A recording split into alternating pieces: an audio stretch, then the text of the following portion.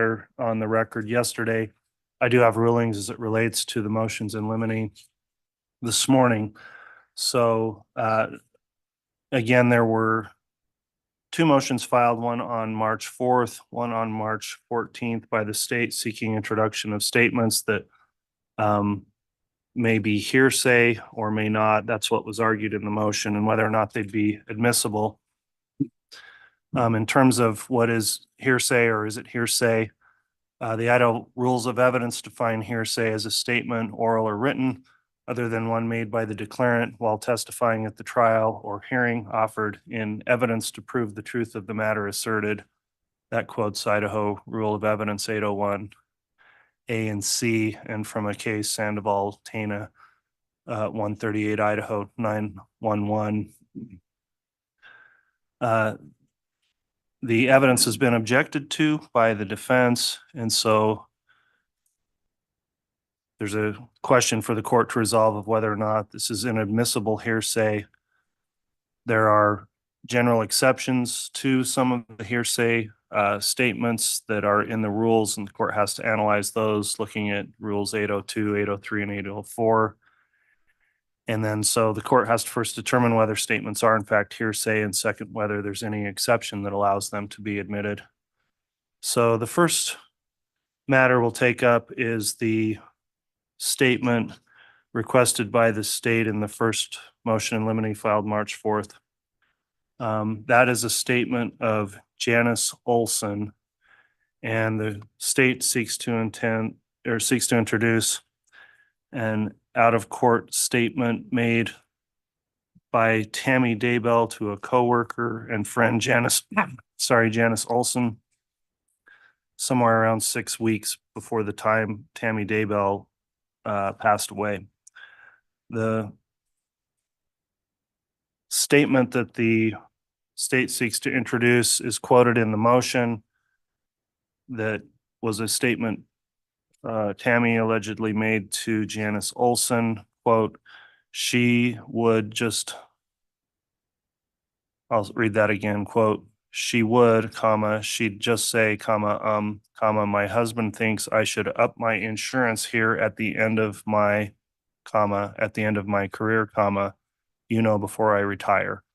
He's thinking I should up my insurance. The state seeks to introduce that statement, has argued that a exception would apply permitting that under Rule 803.3. And under 803.3, that allows for statements that are citing from the rule, then existing mental, emotional, or physical conditions. And the state's argued that these would fit within a physical condition statement, talking about the health of Tammy Daybell at the time, and the state arguing that her health is something that goes to the statement, bringing it within 803.3 for that part of the exception, which does allow a statement such as bodily health is what's included in the rule, and a statement of the declarant's then existing physical condition. The defense argued against it, saying it simply talks about a financial decision that was being discussed and does not fit within 803.3. The court did some research on the issue in 803. There's a case, State of Idaho versus Garcia, 102 Idaho 378, and talks about when 803.3 may apply. Talks about four areas. One, claims when there's claims of self-defense as a justification for killing, that would not apply here. Two is if there's a defense around a suicide allegation, that would not apply here. Three, claims killing was accidental, which there's no evidence that's in the theory of the case of either party here. And then four, when a specific mens rea is an issue. That specific mens rea issue in the conspiracy could be considered.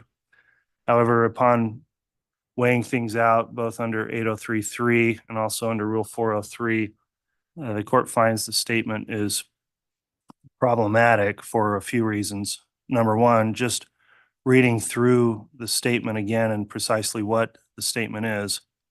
This talks about Tammy saying, quote, "My husband thinks I should up my insurance at the end of my career before I retire." And so first of all, there's an issue there with when that would occur. There's some vagueness there.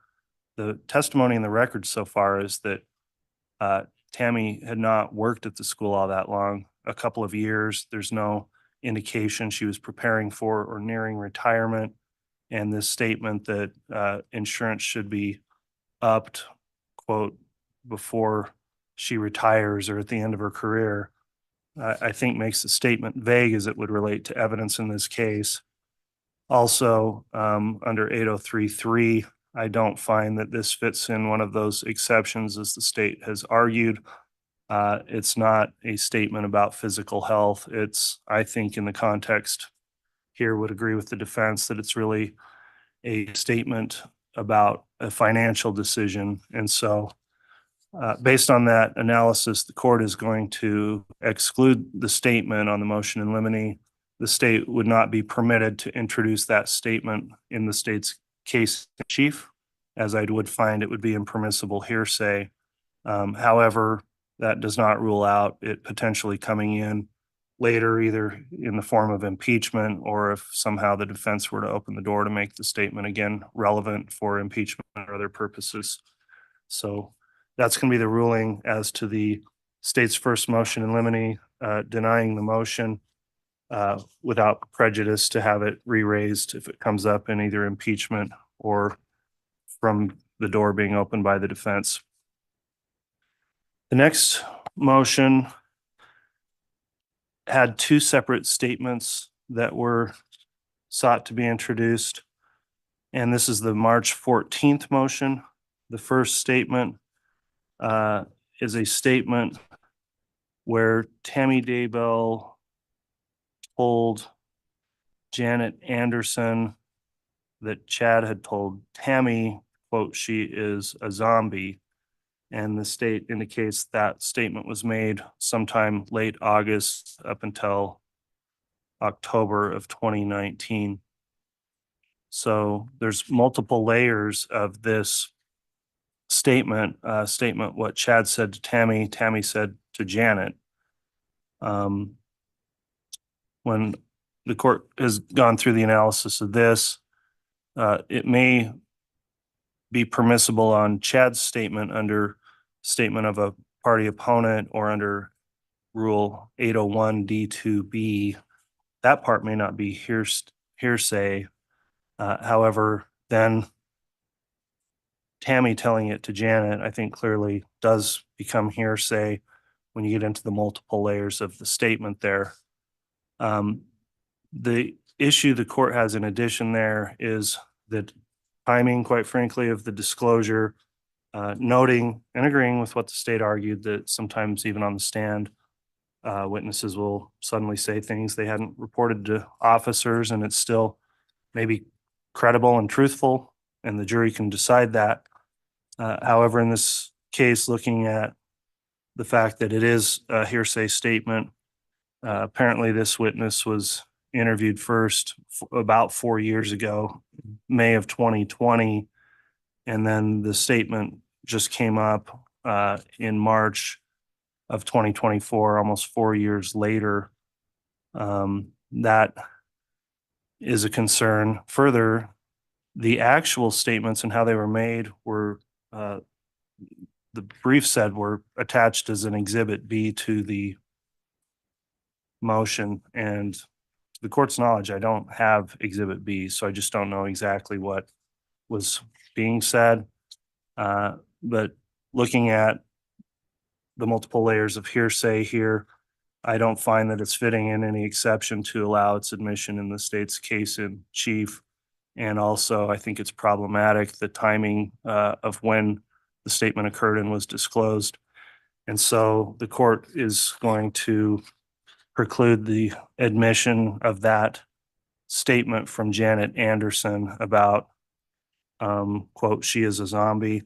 Also noting that the statement, even when it was made, at least according to the motion, was sometime over a 3 or 4 month period, which again, I think goes to the credibility of the statement of the court weighing out whether or not this would be a statement that would be more probative than unfairly prejudicial under a 403 balancing. So the court is going to exclude that statement from Janet Anderson. Again, though, it may become admissible in impeachment, or if the defense somehow opens the door to bring that back in. But in terms of the state's case in chief, it won't be permitted to be brought in as being inadmissible hearsay. The last statement in the second part of the March 14th motion in limine relates to a statement that the state seeks to introduce from a witness, Pam Peebles, who was a coworker with Tammy Daybell, and the statement that Tammy told her, quote, "This is the best I have ever felt in my life," and that, quote, she was excited about getting ready for a race. That's a statement purported to have been made 2 days before Tammy's death.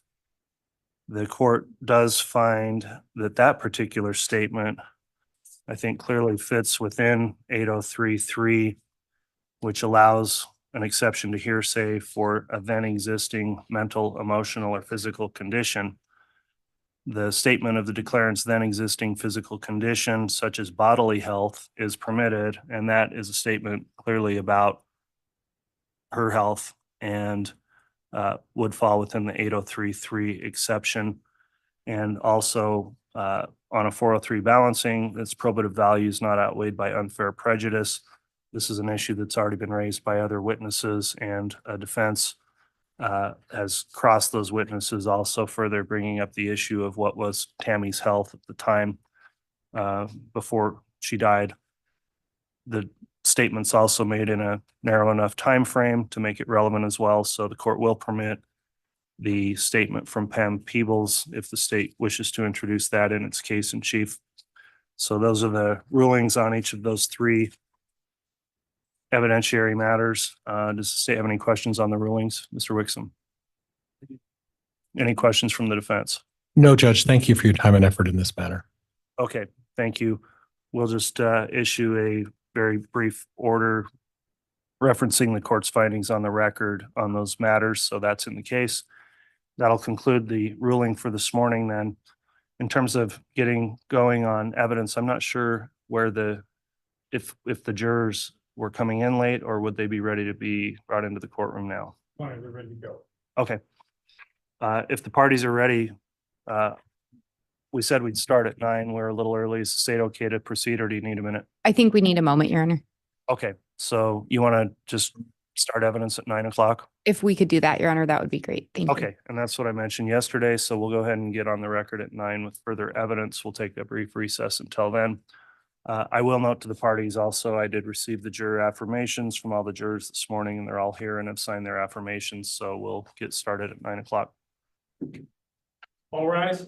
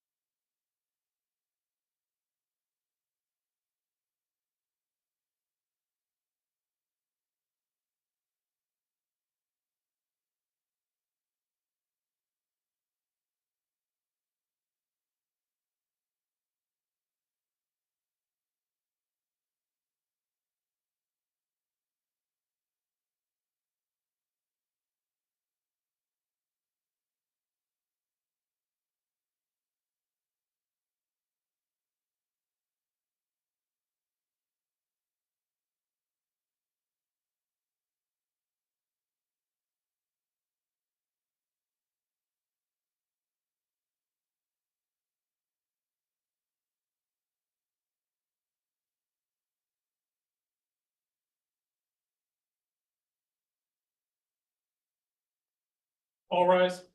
District Court's again in session. All right, if we could please have the jurors brought in.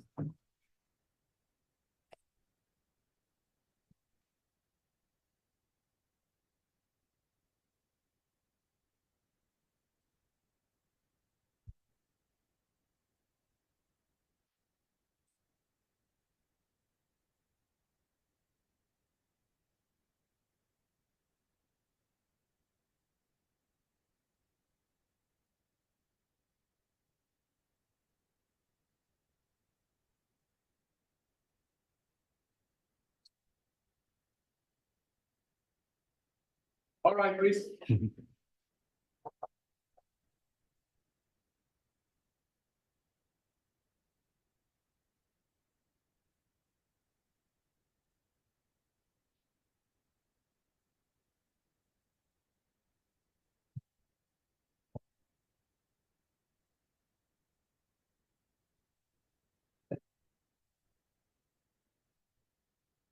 Here's our present counter for your honor.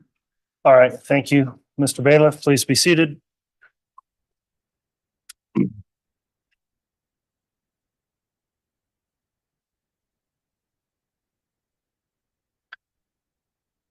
All right, good morning. We're back on the record on case CR 22-21-1623, State of Idaho versus Tylee Daybell. We're continuing evidence in the state's case in chief. We left off yesterday with Detective Kaya Kamanu on the stand in direct examination. I believe the state's still proceeding with more direct. Is that correct? That is correct, Your Honor. Okay, if you'd like to continue with testimony, Detective Kaya Kamanu is here. You can go ahead and take the stand and we'll allow you to continue on direct. I will note also, I received all of the juror affirmations and the jury is all here properly seated. So thank you again, ladies and gentlemen of the jury, for continuing to follow the court's instructions as you retire home each night. And with that, Ms. Blake, once you're ready, you can continue with your direct. Your Honor, may I be handed back State's Exhibit 107B? Yes.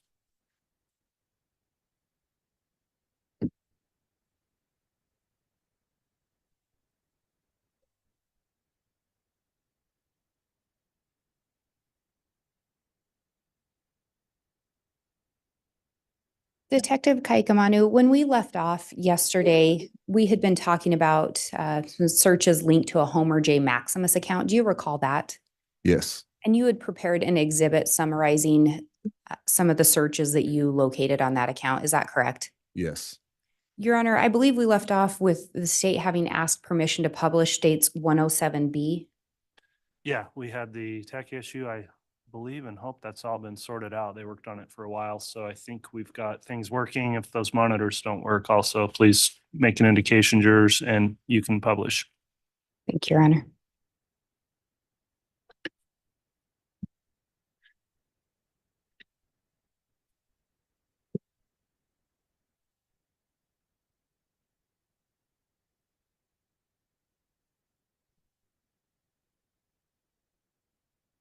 If I may have just a moment, let's see if I can get this fixed.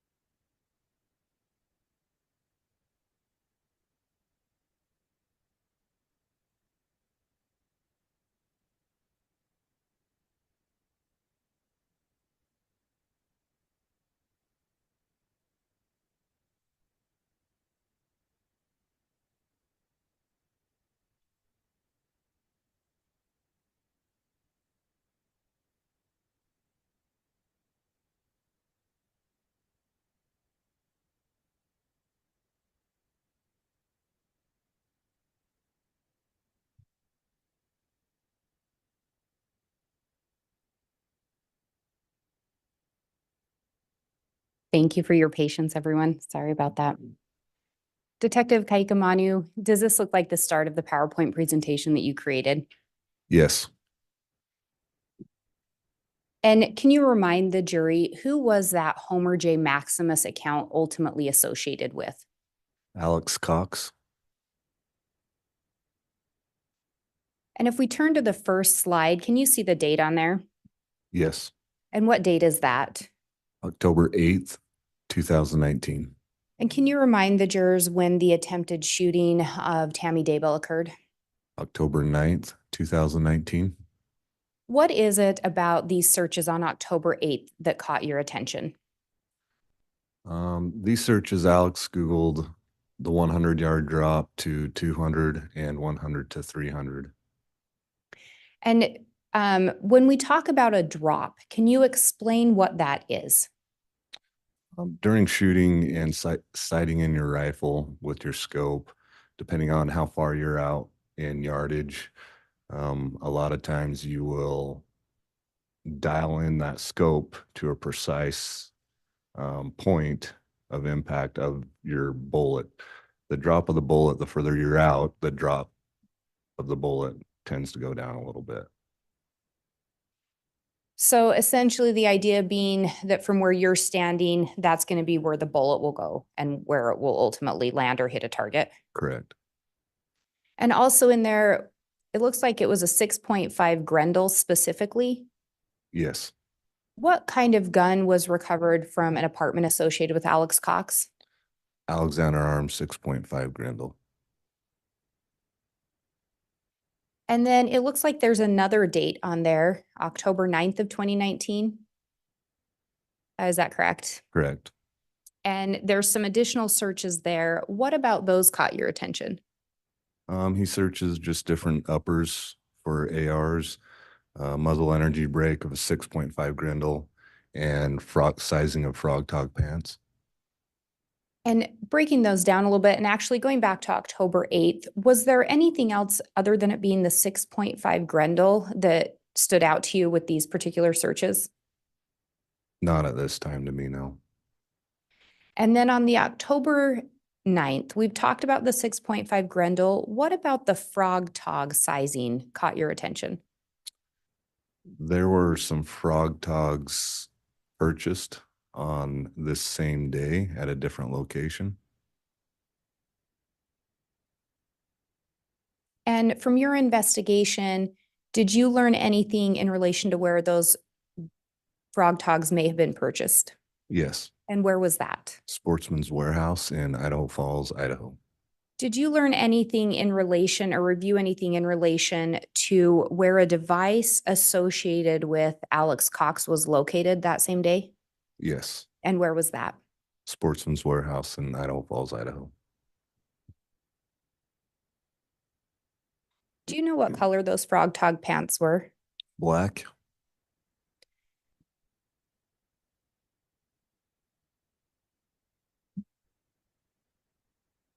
And then when we go to the next slide, can you read the date of these searches into the record?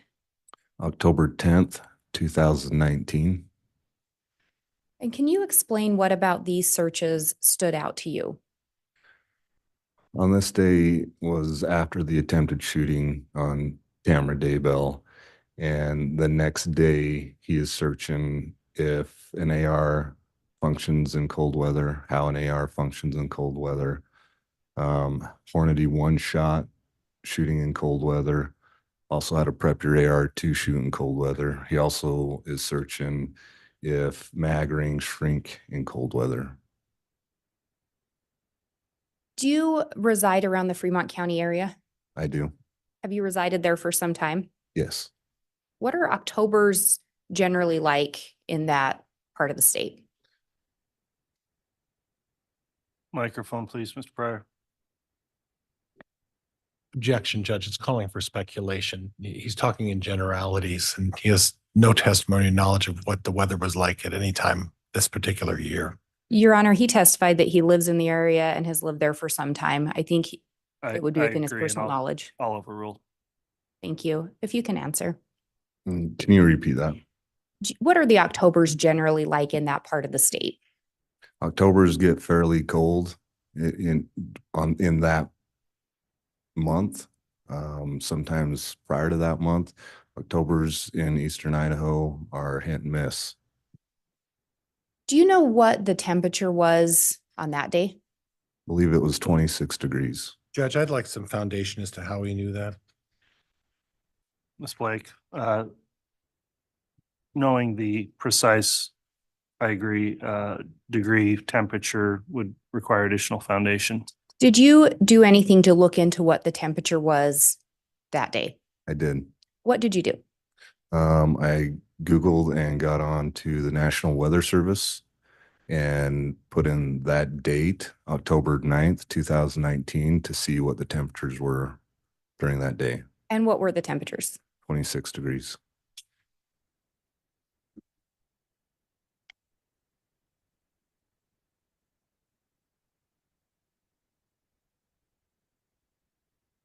And if we go to the next slide, can you read the date of these searches into the record? October 12th, 2019.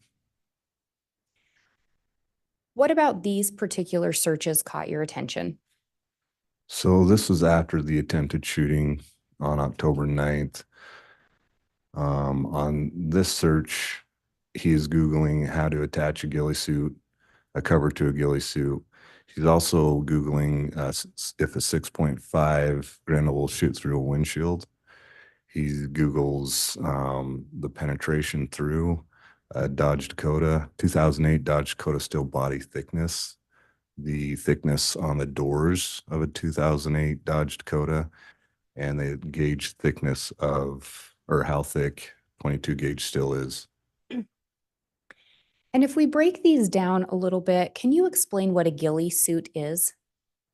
A ghillie suit's used a lot in the military, snipers. It's a cover that they can use for cover while in the weeds, the brush, the trees, so they're not seen. And what about a 2008 Dodge Dakota stood out? Tammy Daybell and Chad Daybell had a 2004 Dodge Dakota registered to them.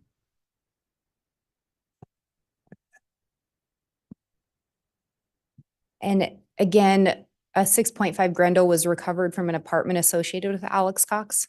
Correct.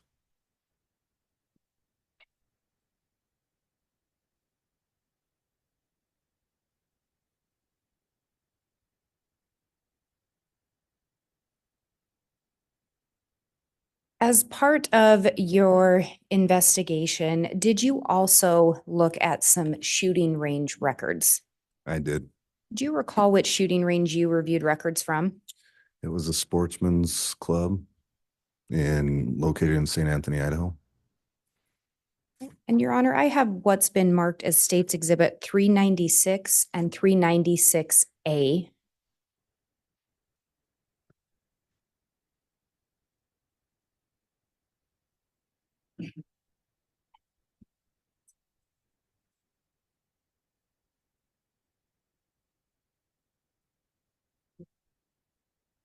Your Honor, I just handed the bailiff a courtesy copy for defense counsel, a copy for the court, and a courtesy copy for Your Honor. All right.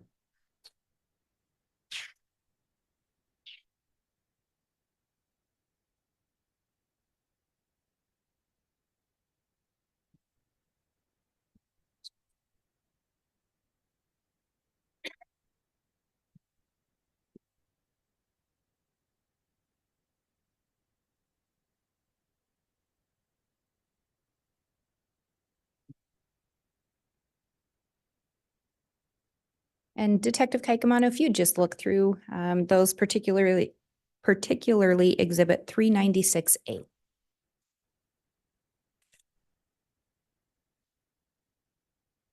And Your Honor, while he's looking through those, I believe these are a stipulated to exhibit.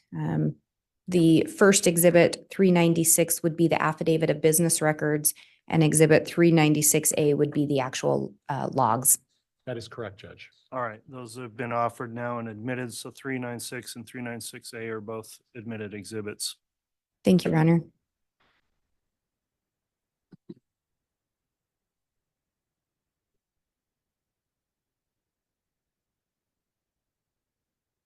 Okay. And Detective, do those appear to be the records that you reviewed? Yes. Were you able to determine whether or not it appeared Alex Cox had been at that gun range? Yes. And what did you determine? Alex Cox didn't sign in as Alex Cox on these sheets. He did sign in as C. Quint, which C. Quint, or I should say C.P. Quint, is the license plate on his Ford F-150 truck. So on the sign-on sheet, the only letter that's missing in that is the P. And were you able to determine how many times this C. Quint or Alex Cox had visited that gun range? Yes. How many times had he visited? 5 times through October 7th to the 15th of 2019.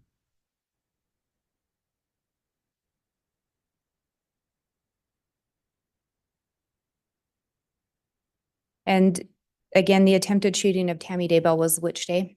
October 9th, 2019. And what day was Tammy Daybell pronounced dead? October 19th, 2019.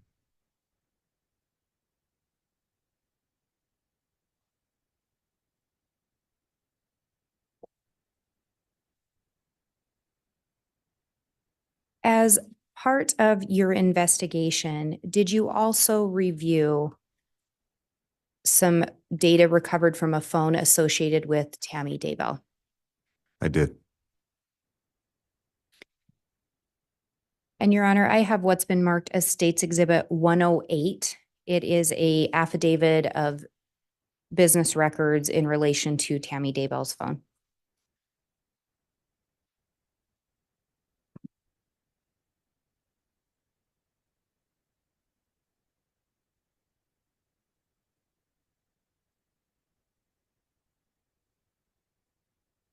Thank you.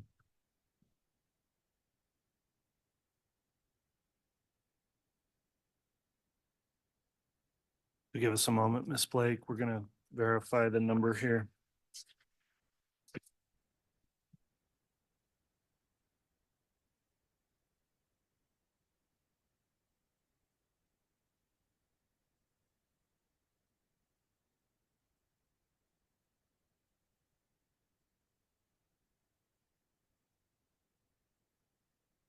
I think we've already got 108 admitted.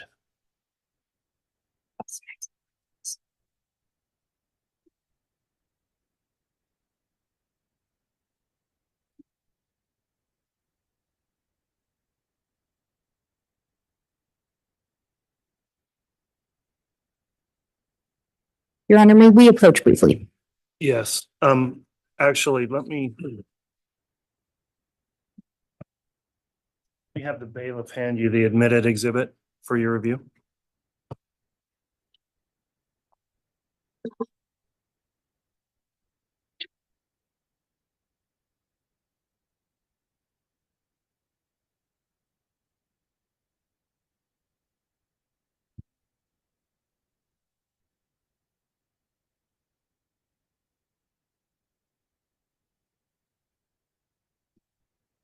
Yeah.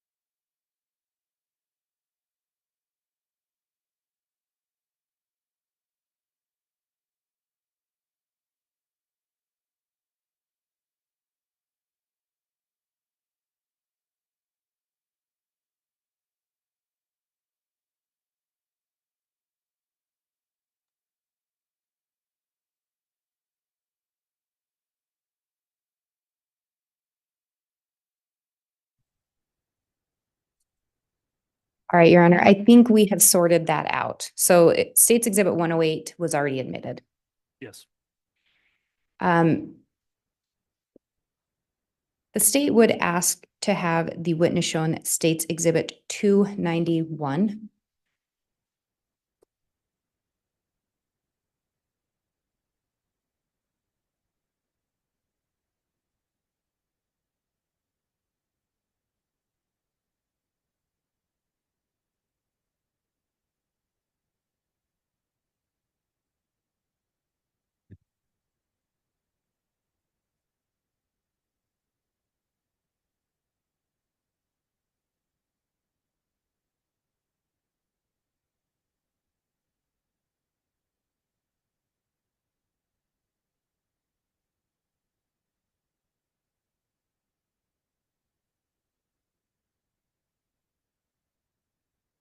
Okay.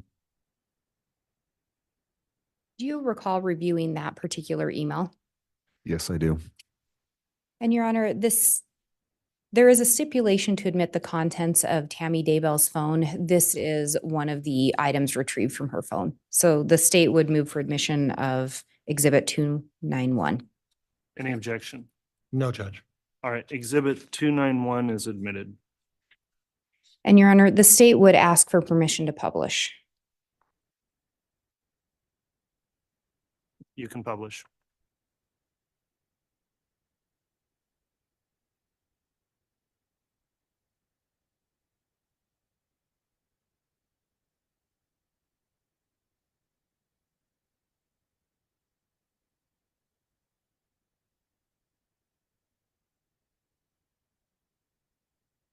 And Detective, are you able to see who sent this email?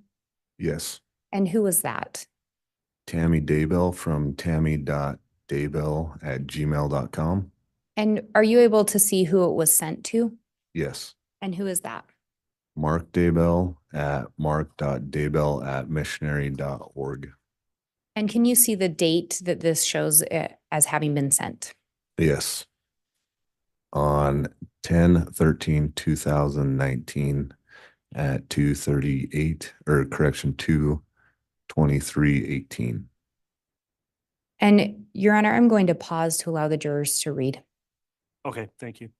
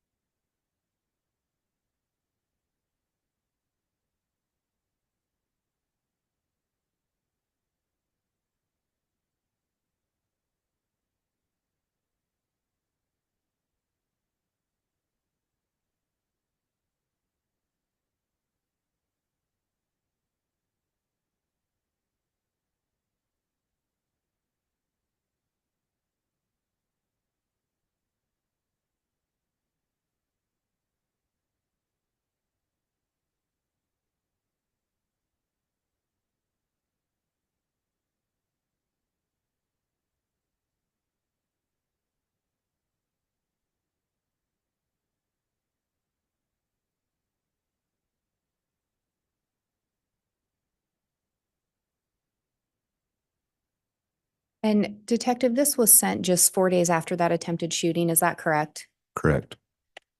And when we look at that second paragraph, are you able to see approximately what time Tammy says she arrived home that night? Yes, approximately 9:15.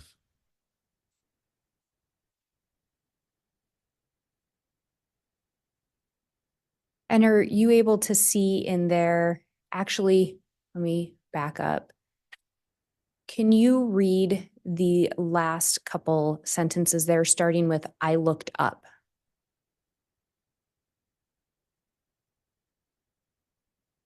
I looked up thinking it was Dad or Garth to help me carry stuff in. Nope, it was a guy dressed all in black with a ski mask on, pointing a rifle at me.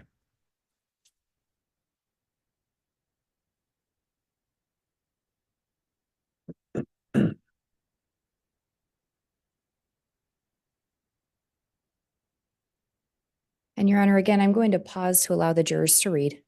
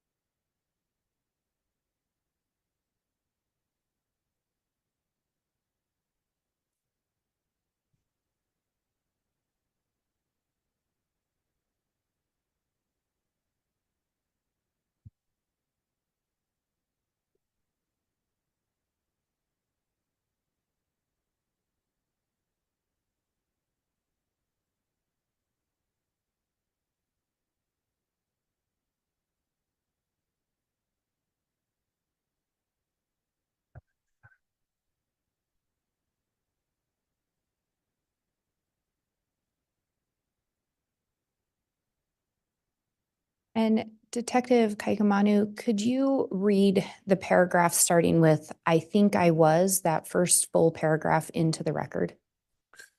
I think I was a bit in shock because I just said, "What do you think you were doing?" Then I noticed the rifle was actually a paintball gun. It had a hopper on top. The guy started pulling the trigger, and I could hear the clicking and whooshing sound of an empty paintball gun. He stayed standing by the back of the car, just pulling the trigger while pointing the gun at me. For some reason, I just kept asking him what he thought he was doing. At that point, I was actually more annoyed than scared because he was standing between me and the door and he didn't step towards me or even say anything. The scared part came after when my brain thought of things that could have happened.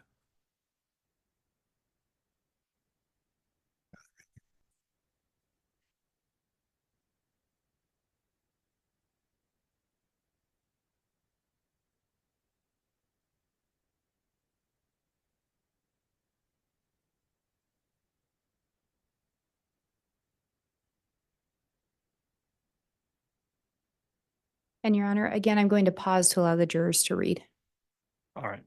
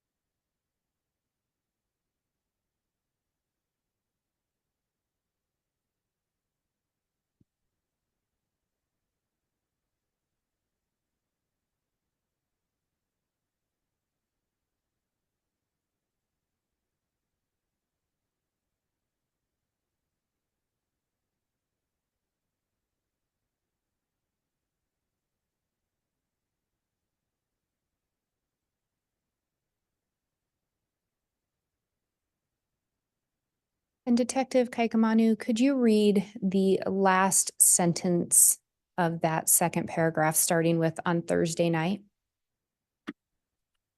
On Thursday night, though, I didn't go to Zumba because I was quite understandably did not want to be out after dark alone.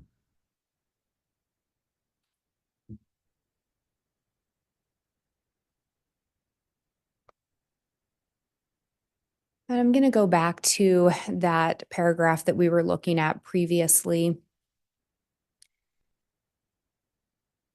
In there, Tammy refers to the paintball gun as a rifle. Is that correct?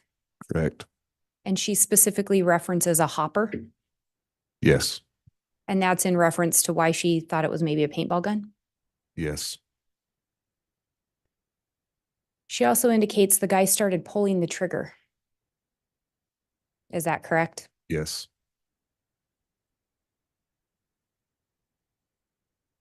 In this, do you see where she indicates that she was scared?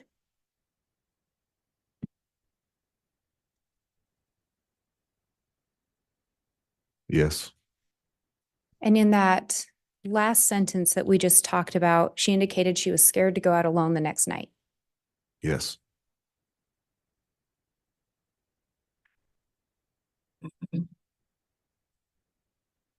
And Your Honor, I'm going to ask to publish State's Exhibit 281A.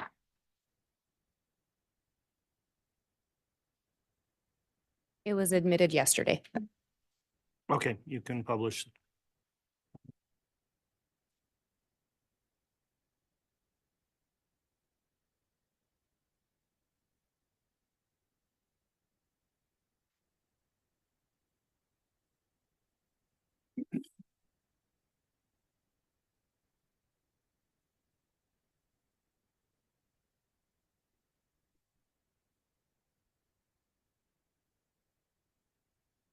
And Detective, we talked about this firearm yesterday. Do you recall that?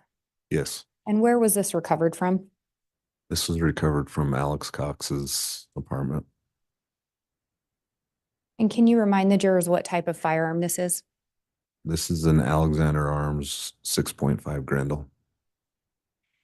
And I think you have a pointer up there. But when we just looked at that email from Tammy, she specifically references a hopper or what she thought might be a hopper on the firearm.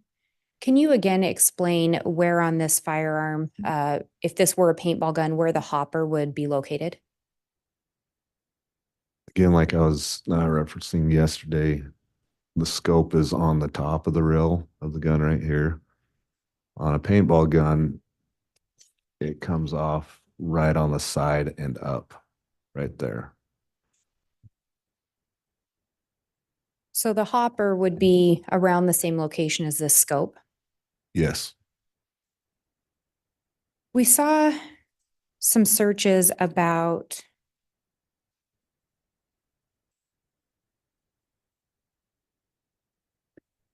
drilling a baffle to make a suppressor. Can you talk a little bit about what a suppressor is?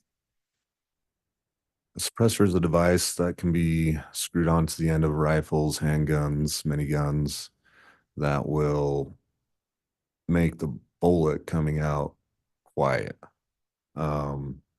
Sometimes people make homemade suppressors, which they have to drill holes. And you can also buy those wiggly. Where on the firearm would you attach the suppressor? The suppressor is attached right on the end of the barrel right there. And Your Honor, I have what's been marked as State's Exhibit 281C, if I can have the detective shown a copy. You may.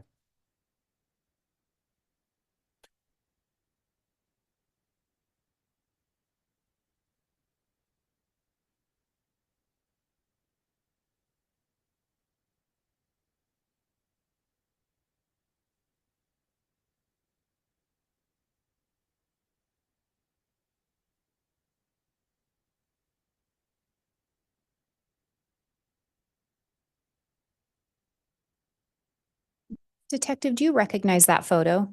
Yes. And did you in fact take that photo? Yes. And what is it a photo of? This is a photo of the end of the rifle. A close-up photo? Yes. Your Honor, the state would move for admission of State's Exhibit 281C. Any objection? No, Judge. Exhibit 281C is admitted. Your Honor, may I have permission to publish? Yes.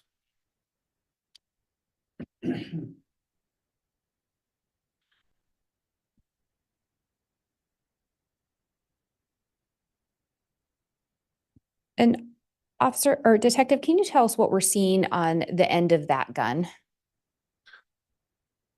So at the end of the rifle right there, it's threaded.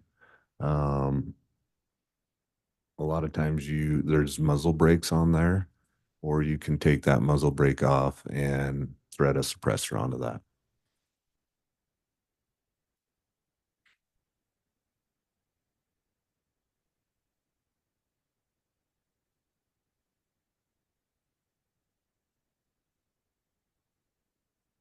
Detective Kaikamanu, through your investigation, did you learn anything in relation to whether or not Alex Cox was in the area of the Daybell residence on October 9th?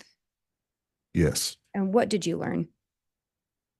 A device associated with Homer J. Maximus. Judge, foundation. It's Blake. Thank you, Your Honor. Detective Kaikamanu, as part of your investigation, did you review reports of other investigators? Yes. And did you discuss the matter with other investigators? Yes. And through your discussion and review, did you learn anything or review anything in relation to the location of a device associated with Alex Cox on October 9th of 2019? Yes. Did you learn anything in relation to a device being in the area of the Daybell residence? Yes. What did you learn? On October 9th, 2019, a device that was associated with Alex Cox, known as Homer J. Maximus, was located going up and turning next to the Daybell residence and driving and making a turn and going back around the Daybell residence. This time frame was about 4:55 p.m. to 5:03 p.m. So 4 hours or so before the attempted shooting. Yes. And later in the day, that same device was at Sportsman's Warehouse in Idaho Falls. Is that correct? Yes.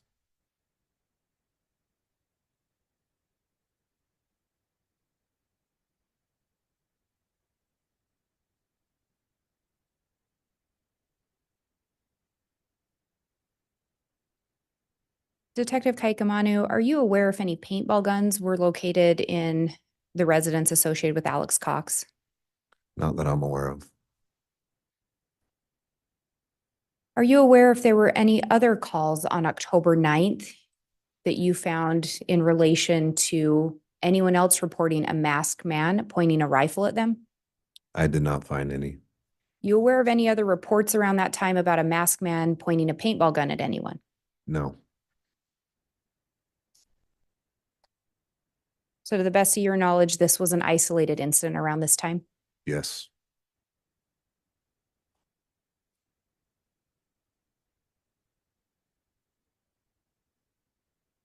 Do you recall reviewing anything in relation to some geofence location data? Yes. What dates did you review that in relation to?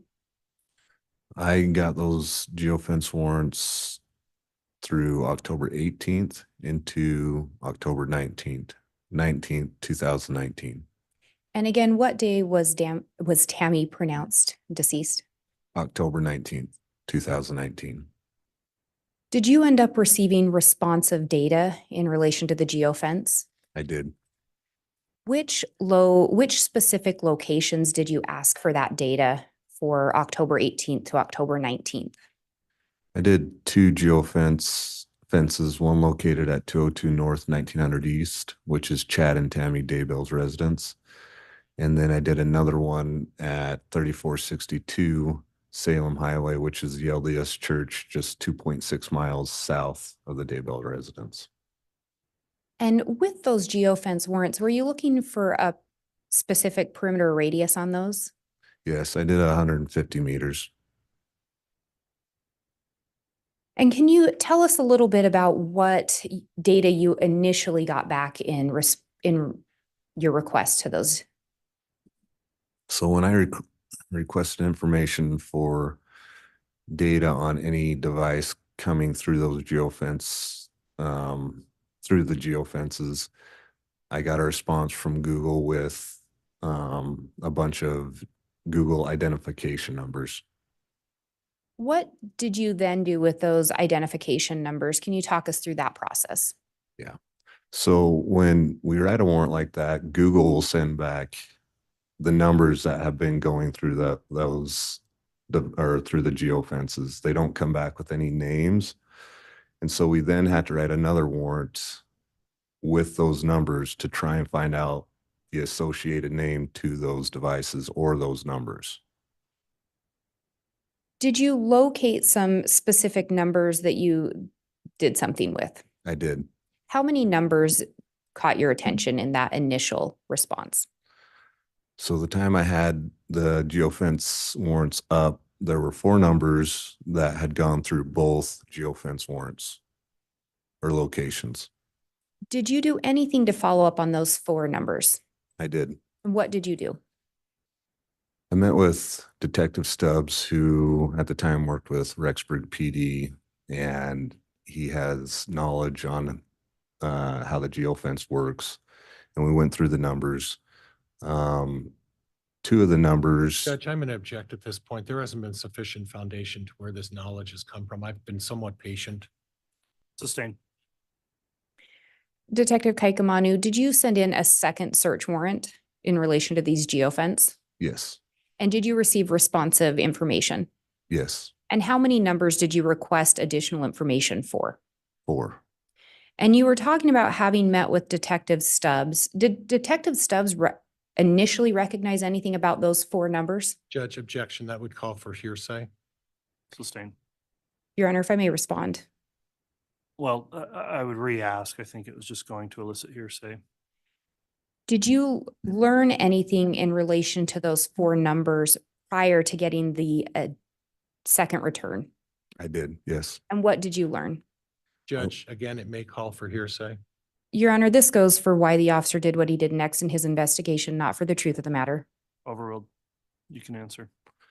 I learned that one of the numbers that had come back in my geofence warrant,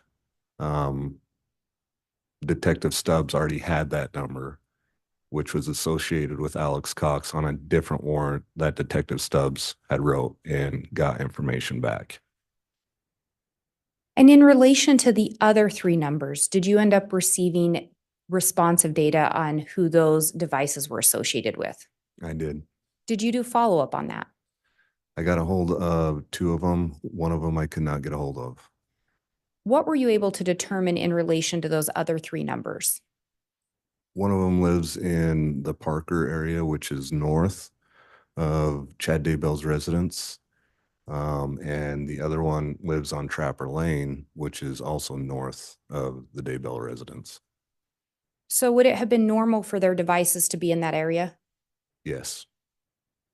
In relation to the device associated with Alex Cox, what did you learn regarding that device? The device that was associated with Alex Cox and Homer J. Maximus, and looking through the data,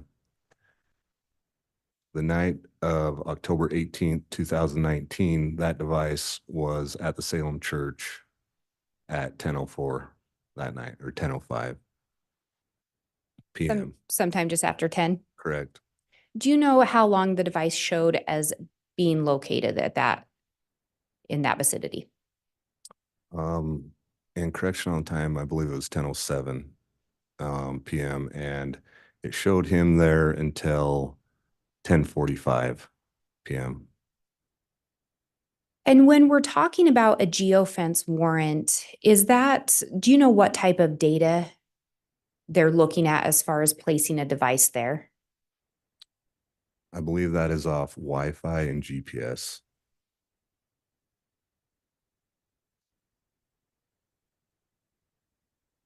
So with the geofence, it's located there until 10:45 p.m. of October 18th, correct? Correct.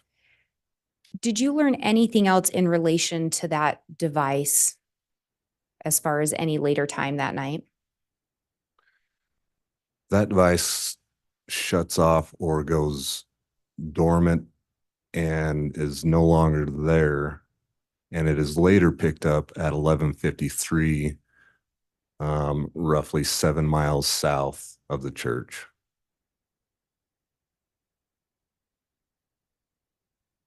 Judge, could we identify what church he's talking about? And is this the same church that you previously referenced? Correct, the Salem Church. And again, how far is the Salem Church from the Daybell residence? 2.6 miles. So we know a device associated with Alex Cox is there from 10:07 to 10:45 p.m. Is that correct? Correct. And from there, we're not sure where the device is Correct. until 11:53 p.m. Correct. And at 11:53 PM, can you remind us again where that's located? It was located about 7 miles south of the Salem Church on Highway 20. Through your investigation, did you learn who the last person besides Chad Daybell to see Tammy would have been? Garth Daybell. And through your investigation, did you learn where Garth Daybell was on the night of October 18th of 2019? Or yeah, October 18th of 2019? He was at work. Through your investigation, did you learn if he was at work all night?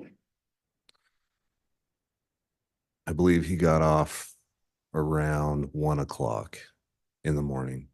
Do you know where he was working? He worked at that time, he was working at the Haunted Mill. And what is the Haunted Mill? It's October. The Haunted Mill is a haunted, scary attraction. And it's seasonal. Seasonal, yes. When you looked at that geofence, did you get any return on a device associated with Chad Daybell? No, Not at either location. no. Did you later learn where Chad had indicated he was on October 18th into the morning hours of October 19th? From other deputies' reports, he had told them that he had been home. And yet no device was located in relation to Chad Daybell. Correct.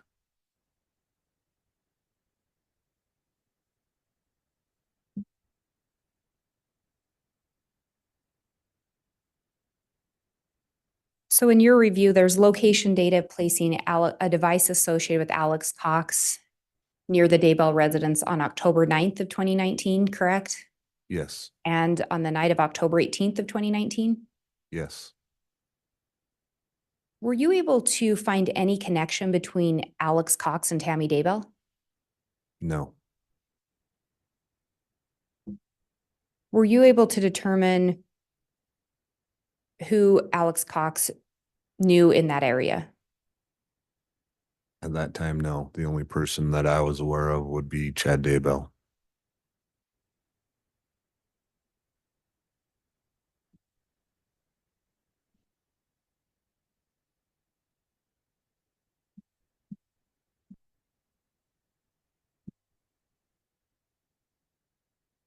Through your investigation, did you become aware of some emails from Charles Vallow that he'd sent to, an email that he sent to Tammy Daybell?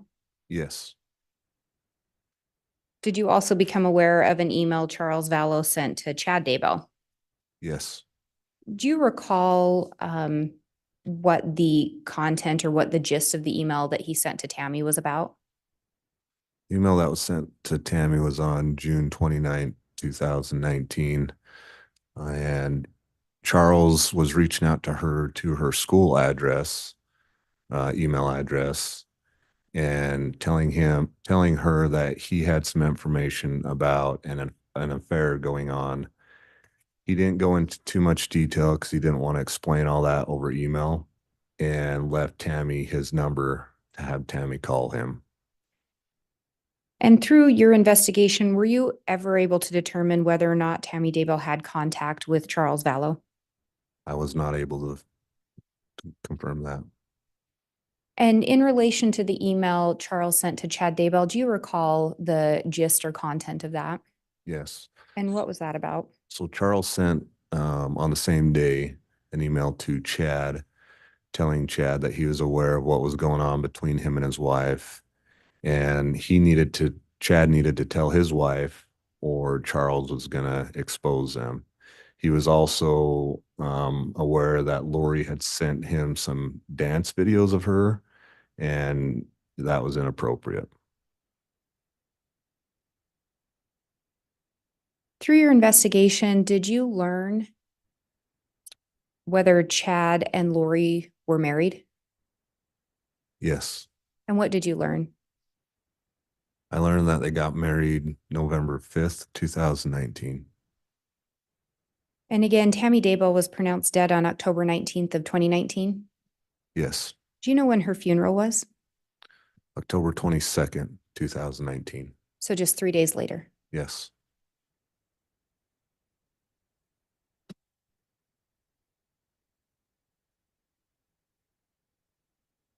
And I have no further questions. All right, thank you, Ms. Blake. Cross-examination. Judge, would you like me to start or do you want to take a break? Why don't you go ahead and start and we'll take a break here in about 20 minutes or so, if that works.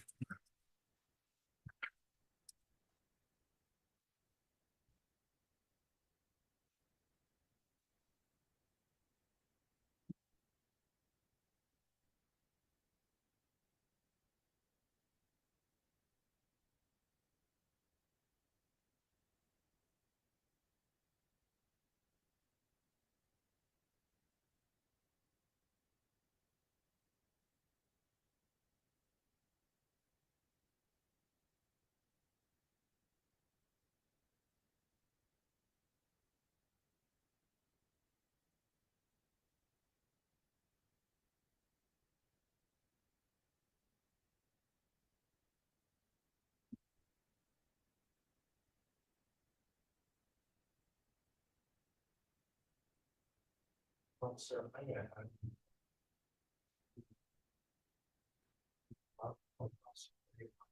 we have the microphone, please? Officer, if you would allow me to either call you Officer K or I'm going to mispronounce your name for the next 20, 25 minutes. That Officer K is okay. Thank you. I appreciate that. Now, officer, you took the liberty of let me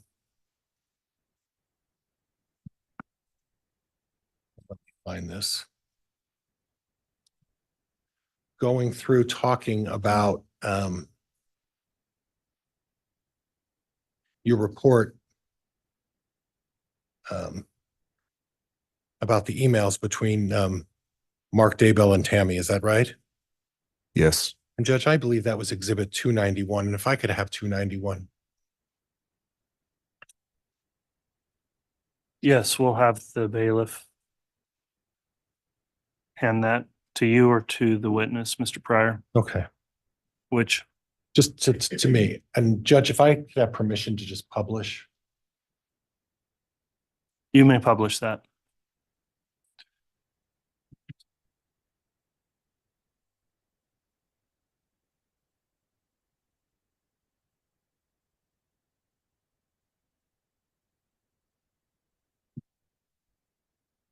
And officer, if you could tell me the date of that email.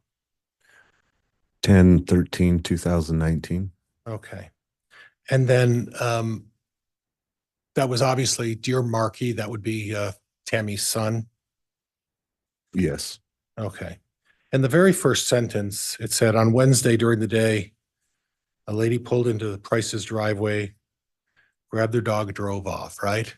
Yes.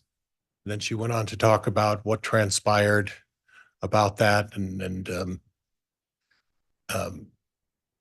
about where they tried to locate where the lady lived. Is that fair? Yes. Okay. Now, from your investigation, were you able to determine where Regan Price lives? Yes. Where's Regan Price live? Regan Price lives directly south of Chad Daybell's house. Okay. And then that would be directly east of Joe Murray's house. Correct. Yes. So if we have if we can visualize this, we have Chad Daybell's property. And approximately how big is Chad Daybell's property? Do you know? I'm not aware of that. Okay. It's a more than an acre. Yes. Okay. And directly across the street from Chad Daybell's property is another house, correct? Yes. And then kitty corner to the south and to the west would be Joe Murray, right? Yes. And directly southeast of Chad's property would be Regan Price. Would that be fair? Yes. Okay, so 4 houses all kitty corner from each other. And this is more of a rural setting. Would you agree with that? Yes. And the houses are all on larger plots of property, correct? Yes. But the houses themselves are relatively close in terms of location. Would you agree with that? Yes. All of the houses on that particular corner, we heard on the 911, there was something about a flashing yellow light. And on that very corner, that's where all the four residences are located, pretty much on the corner of each of those, that intersection, right? Yes, Okay, so relatively close together are these homes that we've established that, right? yes, Okay, so one of the close neighbors is this lady by the name of Regan Price, correct? yes. And she talked about how somebody pulled into their driveway and grabbed their dog. Do you recall when that took place? Well, in this email, she's writing it on the 13th about the night of the attempted shooting, so I'm assuming it was on the 9th. Okay, so if you look at the very first line to her, she's writing this on the 13th to her son, which was a short time after the paintball incident. She says on Wednesday, during the day with Reagan outside. So can we presume that it was that Wednesday of that week? Yes, Okay. So at that point, somebody grabbed Reagan Price's dog, took off, stole the dog and disappeared, correct? yes, And then now she says on the same day, you look down below to the second paragraph, right? You see that? Yep. yes, She was coming home from clogging. It was about 9:15 and she backed into the driveway. Okay. So the nose of her car was facing out of the driveway, correct? yes, Now, what I'd like to know is, you've been out to the house, right? yes. And how long of a driveway is that? The front driveway, and I haven't measured it, but maybe, I can make it easier for you if we could do it in Yeah. terms of an analysis. Would you be able to park 3 cars back to back in that driveway and not have any of them sticking out into the road? maybe 2.5 to 3. Yeah. Okay, 2.5 to 3 cars maybe, Yeah. right? Okay, so and from your experience as a police officer, do you know the length of what the average automobile would be? I am not aware of that. Okay, but if we took the size of an average automobile and we multiplied it times 2.5, that's how much space we're talking about, right? Yeah. And if you were looking at this bench in front of us, how many cars would you say could, were the jury sitting, how many cars could you push back to back in front of this bench? Probably about 2. Okay, so if we're asking about 2.5, would it be fair to say that the driveway was from the end of that bench to where this officer is? Possibly. Okay, so that's the length of the driveway. And at that point, from what I understand, according to this document, to Mark, she was getting some items out of the back seat and realized someone was at the back of the car. So she backed her car in and someone was behind her car. That would be near the garage. Is that the way you're reading that? Behind her car, yes. Okay, so someone was behind her car near the garage. She looked up thinking it was Dad or Garth to help her. Nope, it was a guy dressed in black with a ski mask on pointing a rifle at me. And she did say the word rifle, didn't she? Yes. Okay.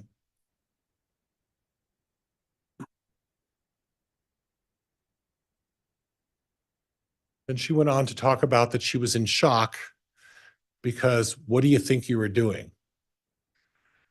Then the next line was starting with then. Would you read that next line for me? Then I noticed the rifle was actually a paintball gun. It had a hopper on top. Okay. Now, you know what a hopper is, right? Yes. You've seen a hopper? Yes. You know a hopper is different than a rifle scope, right? Yes. And you know that, Judge, I'm gonna.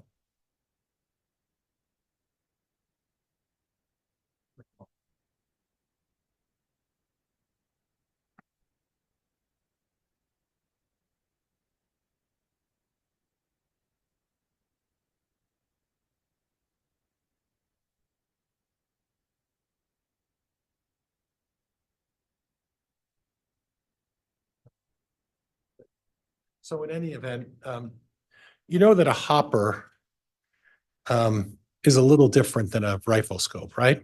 Yes, And you know that a hopper is a large composite of some kind container, right? it's plastic container. A big Yes, plastic container, right? yes. And would you agree with me that it would be very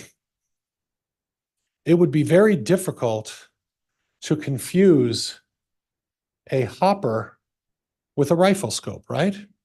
I wouldn't agree with you on that if you're Okay. not sure what a rifle is with a scope on it or a Okay. paintball gun with a hopper. Did you happen to go over the report of Coulter Cannon? I did. Did you happen to go over uh, or discuss the case with Coulter Cannon? A little bit, yes. Okay. Were you aware that when Coulter Cannon came up to the residence of Tammy and Chad Daybell, that he went in the house and looked at one of the Google searches that Tammy was performing prior to the police arriving? Do you remember that? I was not aware of that. Okay. Or did you happen to look at Tammy's email and searches on that computer to determine whether Tammy had looked at anything prior to the police arriving? Not on her computer, no. Okay. Were you aware that Officer Cannon walked up to the computer with Garth Daybell and Tammy Daybell and proceeded to look at pictures of paintball guns? I was not aware of that. Were you aware that during the Google search by Tammy Daybell, that she pointed to the actual paintball gun that she saw the gentleman holding that day? I was not aware of that. Okay, were you not aware of that because Coulter Cannon didn't include that information in his report well, not in his first report, right? That wasn't included in his first report, was it? I didn't read that in his report. Right. You didn't read it in his supplemental report either when he chose to supplement the report, correct? Correct. Okay. Now, Judge, previously we had stipulated to the admission of Defense Exhibit 14. Okay, has it been offered or admitted yet, Mr. I'm Pryor? going to offer it now, Judge, and ask that it be admitted. It was agreed to by stipulation. Has the state reviewed Exhibit 14? We have, Your Honor, but if I can be reminded of exactly what it is. It's the Google, All right. it's the Counselor. searches, yes. Well, let's do this. I want to go ahead and that may take a moment. I think it's a logical breaking point for our mid-morning recess. So I'll have the state review the exhibit that's been offered during the break. And let's try and come back on the record here in about 25 minutes or so. So about 10:35. Thank you, Judge.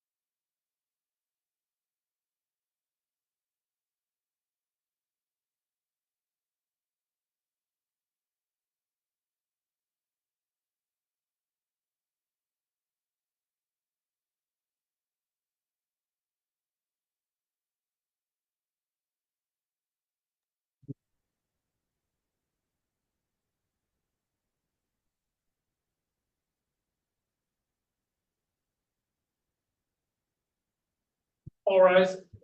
District Court again in session.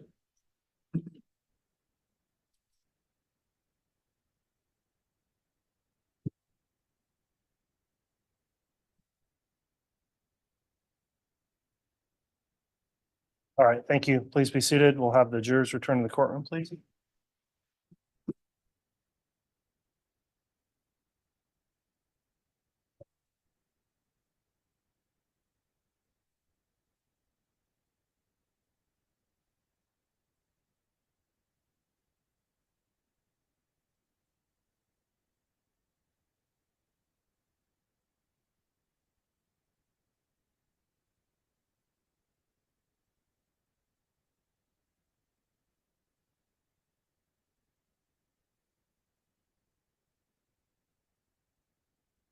Perhaps while we're having the jurors brought in, let's do go on the record, CR 22211623. There was a question on Exhibit 14 and whether or not that would be admitted by stipulation. Did counsel resolve that?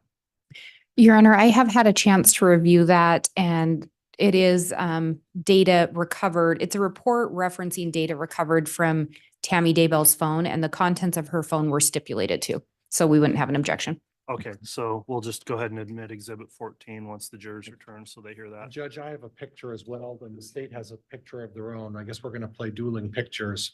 Mine, I'd like to mark as 14A. I don't know what the state would like to have theirs marked as. Yes, it was the photo that Mr. Pryor showed us and then didn't actually move for admission of because we hadn't seen it before today. We would not object to the admission of that photo. Can you use the microphone, please? We just got to get the record of this, Mr. Pryor. And Judge, I also just saw their picture today, so I will stipulate to the admission of their picture as well. But mine is 14A if the bailiff wants to. All right. Are you requesting that the bailiff retrieve that exhibit so it can be marked? So it can be marked and accepted, Judge, as 14A. Thank you, Mr. Bailiff.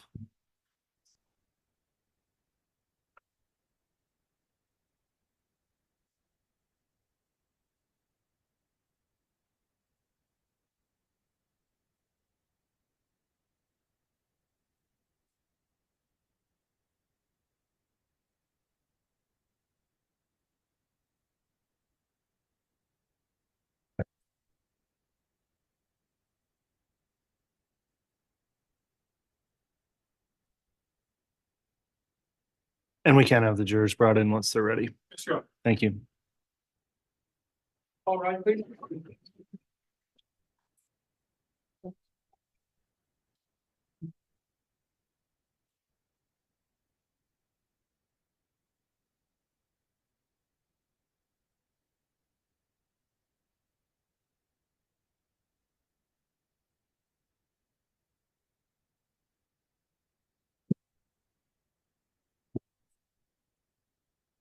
Here's our President County for your honor. Thank you, Mr. Bailiff. Please be seated.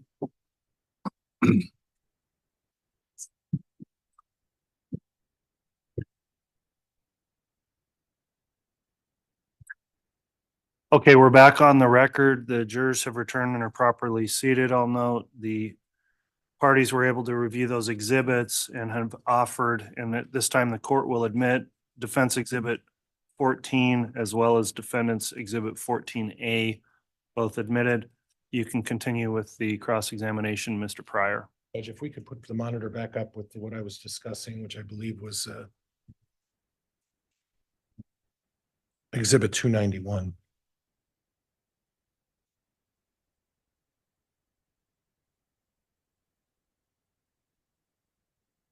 Now, officer, prior to taking our break, I think I was talking about the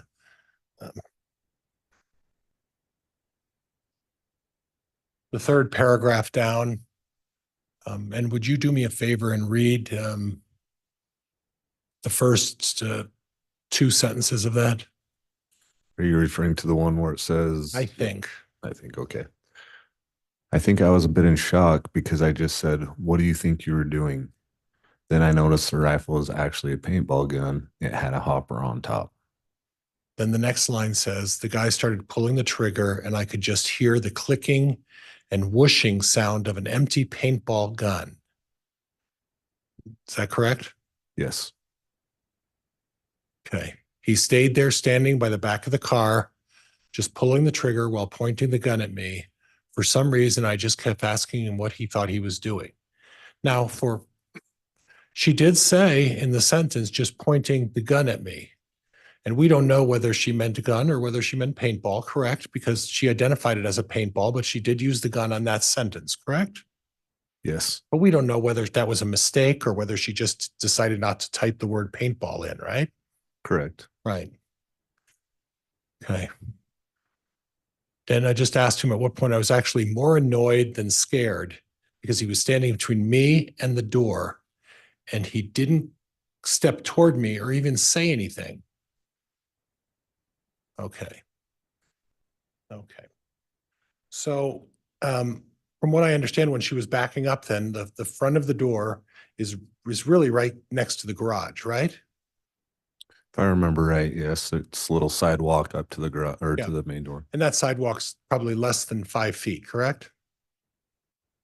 I couldn't testify to that. I'm It's a not sure. short sidewalk. Okay. Though.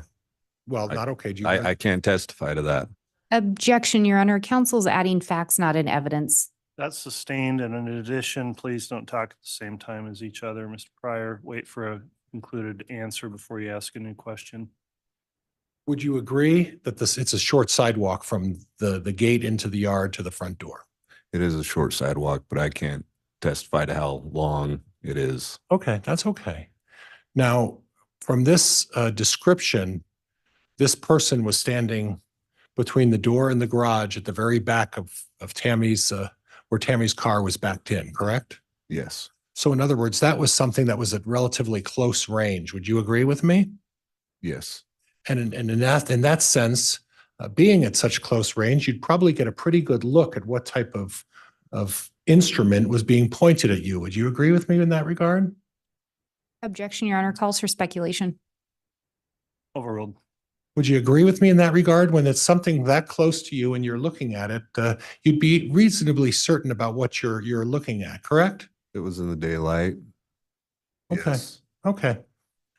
Now, we can all agree that the manufacturers of paintball guns make them in various shapes and sizes, correct?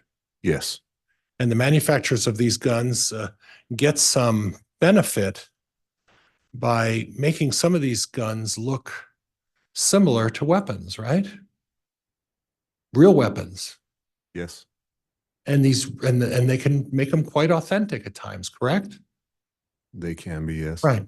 But there is one thing that distinguishes a paintball gun between a real gun, and that is a hopper, correct? Like you just mentioned before, the manufacturers are coming out with new guns. So yes, a hopper is one, but there's many other ways that paintballs can fit into a rifle without a hopper. Okay. Okay. So in other words, unless we actually had this weapon in hand, we really don't know which one it is. Would that be fair? Yes, Okay. Okay. Now, please correct me if I'm making a mistake, but without a suppressor, a AR-15 is a very, very loud gun, isn't it?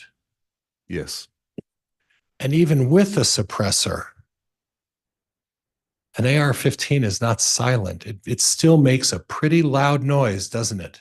it depends what kind of ammunition you're using. Okay. Well, what kind of ammunition was in this gun? That I don't know. Well, you don't even know if it was a gun, do you? I know it was a paintball gun or a rifle that she referred to. Okay. Okay. But depending on the ammunition, there's still going to be a loud noise, right?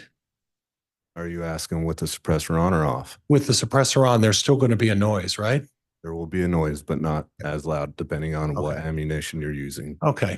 And when you're just several feet from the front door of a house with Garth Daybell and Chad Daybell inside the house, you would think they would have heard a gun if even with a suppressor, you think they would have heard the rifle shoot, right? Again, it depends on what ammunition is Okay. being shot through the gun. But what we do know and what we're certain of is that when a paintball gun is shot, they can't change the fact that there's a whooshing noise, can they? There's a popping noise with the clicking, And a whooshing noise. whooshing and popping. Right.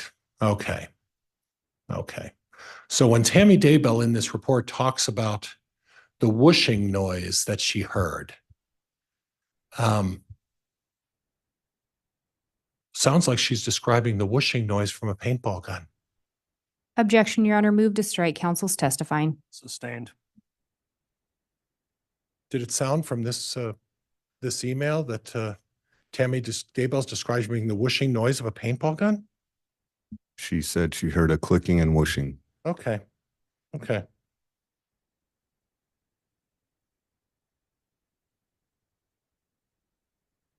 Now, we move further down and we talk about where it says the thought crossed my mind to hit him with my clogging shoes. Looked toward the house and yelled, Chad. They ran off around the north side of the house. You see that? Yes. Got Dad and Garth. They looked outside, couldn't find him, called the police, reported it. Then she uses the term, they suspect it was a bipolar teenager who lives down the street and walks around a lot, but Matt Price has an even better theory, right? Yes. Okay. So it's really unclear who they say they suspect it was a bipolar teenager. They don't know if we're talking about the police told them or whether it was Chad and Garth said it was a bipolar teenager. Is that fair?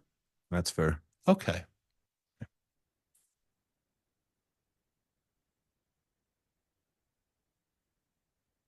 So when Officer Coulter was on the stand, I had spoken to him about the fact that in his report, he didn't mention anything about a bipolar teenager running around the neighborhood harassing people. Were you aware of that at the time of this offense? Objection, Your Honor. Calls for speculation. Overruled. Were you aware of the fact that there was a bipolar teenager running around the neighborhood?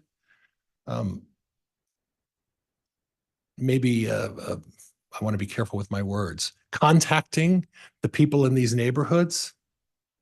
I was not. Okay. And are you aware whether or not you ever discussed that with Officer Coulter? I can't recall if I did or not. Okay. Did you discuss that with any of the other officers who were there at the time of this paintball incident about this bipolar teenager? I did not. Okay. Then we go on and we talk about his theory and his theory is that the crazy dog lady brought her husband back to steal the dog again. They had parked on the road and had snuck through the cow fields and he was going to cut through our front yard. So that's a couple of things. Park down the road, cut through the cow fields. Is that the Daybell's cow fields? I can't testify if that's what she's referring to, because Okay. there are a couple others out there. Yeah, but there are cow fields next door to the Daybells. The Daybells have a pasture behind their property as well, correct? Yes. And then they said they were going to cut through our front yard. So that would mean Chad and Tammy's front yard, correct? Yes.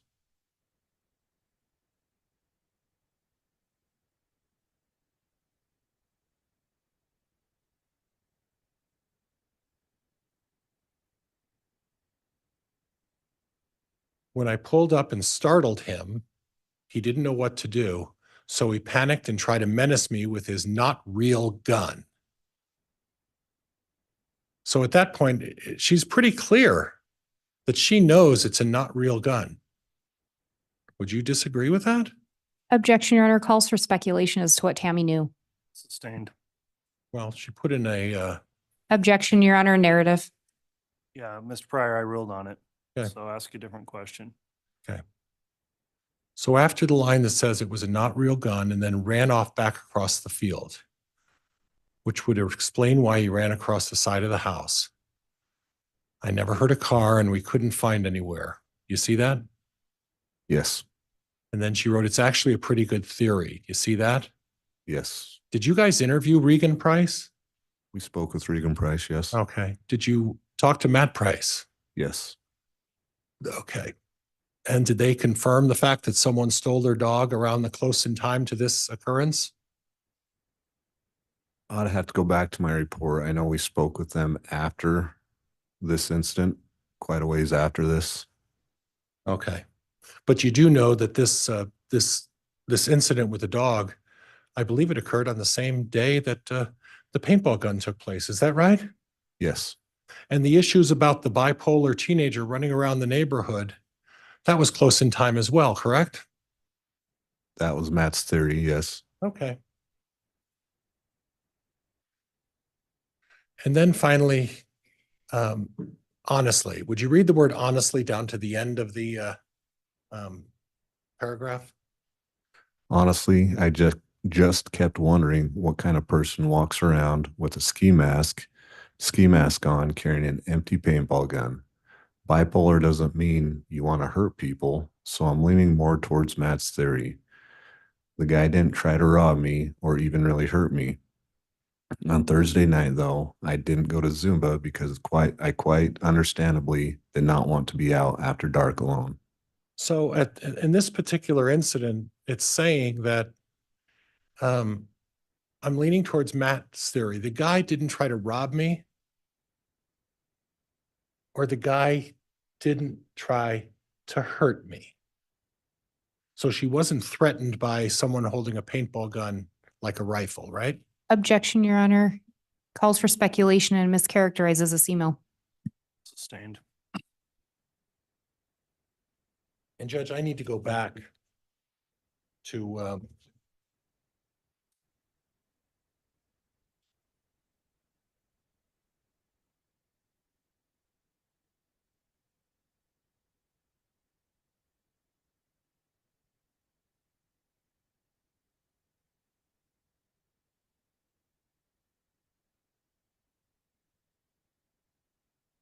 I'd like to go back to 232B, and I'd like to republish that for the jury, Judge.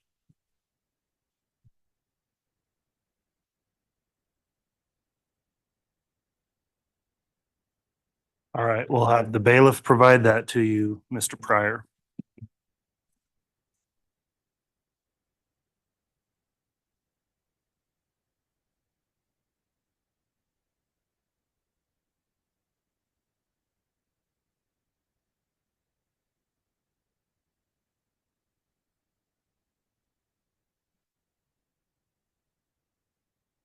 And Judge, if we could just wait till I get it brought up.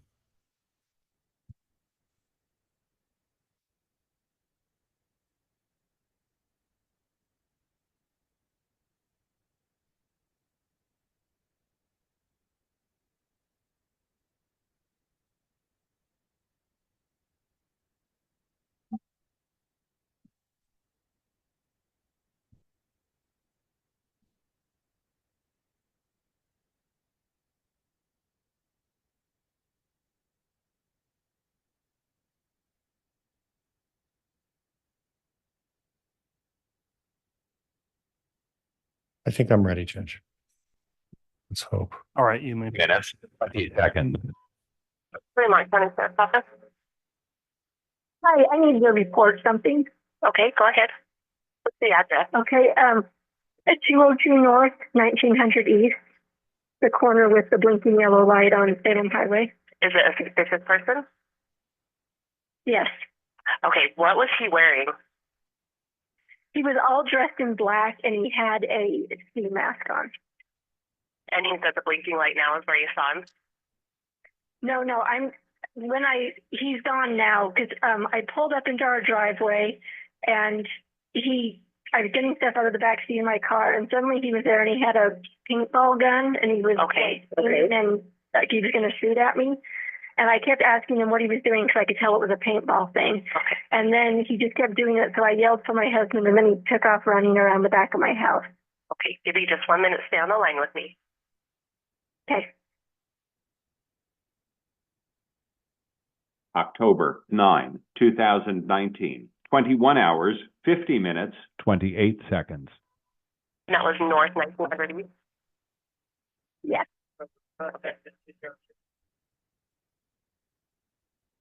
October 9, 2019, 21 hours, 50 minutes, 43 seconds. In what direction he was going? He went behind my house and it's so dark out here and I just went in the house and got my husband and son and then they went out and looked and he was long gone by then. Okay. So he was on the north side of my house is where he went to get away. Okay.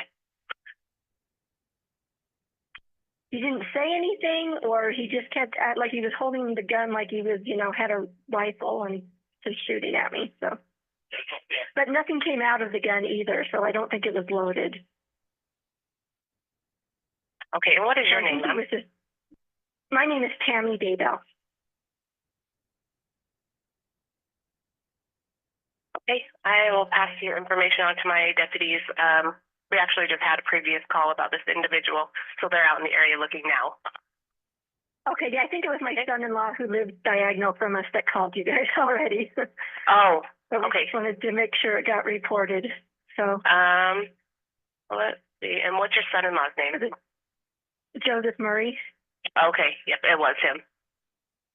Okay. So, all right, I have a deputy that will be out at your home here shortly.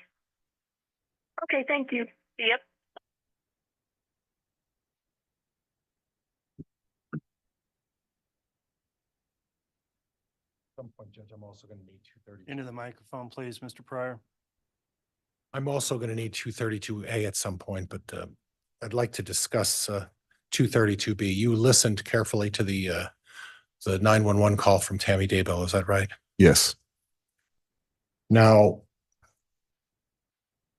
she said paintball a number of times during that 911 call, correct?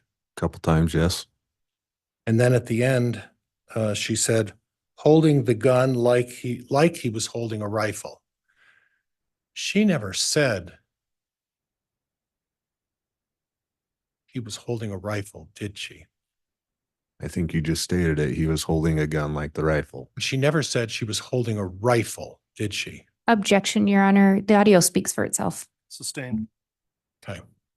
There was no discussion about a specific rifle. Was it not the manner in which the gun was being held? That was what we heard? There's no specific rifle that she named, no. Okay. There was no specific rifle that she named. Okay. Well, she didn't even say it was a rifle, did she? She said a gun and a rifle. Well, she said a gun holding like a rifle. Isn't that what she said? Objection, Your Honor. Again, the audio speaks for itself. Sustained. Judge, I should be allowed to go into whether or not the manner in which. Then replay that section, Mr. Pryor, Okay. if you want to make it clear, but to just keep Okay. asking on the audio we just listened to is improper. Bailiff, could I have 232 again, please?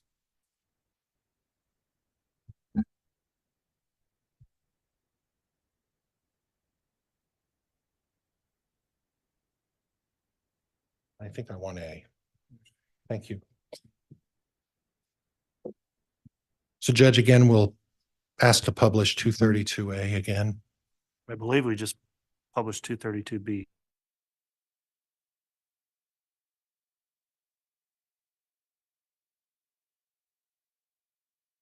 Backwards, excuse me.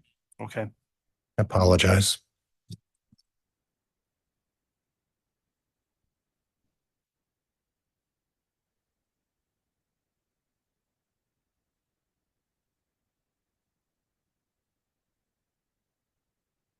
I think I'm ready, Judge. Go ahead. 20 seconds. Hi, I need to report something. Okay, go ahead. What's the address? Okay, at 202 North, 1900 East, the corner with the blinking yellow light on Salem Highway. Is it a suspicious person? Yes. Okay, what was he wearing? He was all dressed in black and he had a ski mask on. And he said the blinking light now is where you saw him? No, he's gone now because I pulled up into our driveway and I was getting stuff out of the back seat of my car and suddenly he was there and he had a paintball gun and he was and like he was going to shoot at me. And I kept asking him what he was doing because I could tell it was a paintball thing. Okay. And then he just kept doing it. So I yelled for my husband and then he took off running around the back of my house. Okay. Give me just 1 minute. Stay on the line with me. Okay. October 9, 2019, 21 hours, 50 minutes. 28 seconds. And that was North 1900 East? Yes. Okay. October 9, 2019. 21 hours, 50 minutes. 43 seconds. In what direction he was going? He went behind my house, and it's so dark out here, and I just went in the house and got my husband and son, and then they went out and looked, and he was long gone by then. Okay. So he was on the north side of my house, is where he went to get away. Okay. He didn't say anything, or he just kept like he was holding the gun, like he was, had a rifle and just shooting at me. So, but nothing came out of the gun either, so I don't think it was loaded. Okay, and what is your name? My name is Tammy Daybell. Okay, I will pass your information on to my deputies. We actually just had a previous call about this individual, so they're out in the area looking now. Okay, yeah, I think it was my son-in-law who lived diagonal from us that called you guys already. Oh, but okay. Just wanted to make sure it got reported. So, let's see. And what's your son-in-law's name? Is it Joseph Murray? Okay, yep, it was him. Okay. So, all right, I have a deputy that will be out at your home here shortly. Okay, thank you. Yep.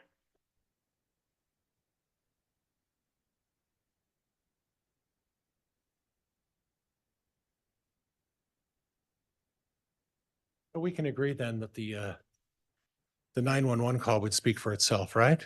Correct. Having a rifle and shooting at her. Having a rifle and shooting at her. Having a rifle and pointing at her.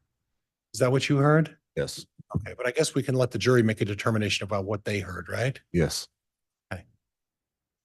Now, we previously talked to, and Judge, I'm going to ask to publish 14A. All right, do you have that with you? I do, and it's already been admitted and accepted. Okay, 14A may be published.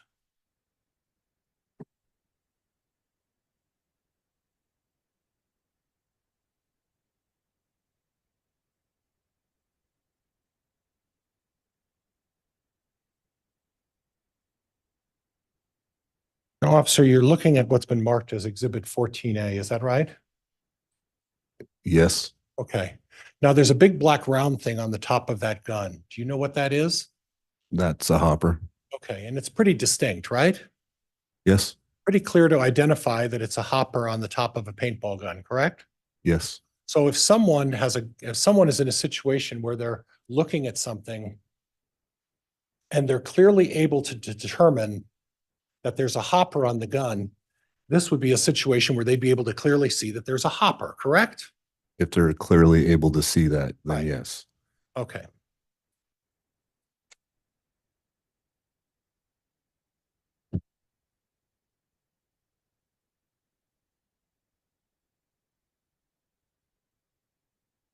So if someone through their testimony talks about being able to clearly see that there's a hopper on a gun, that's a distinguishing fact, that's a distinguishing feature of a paintball gun. Is that correct?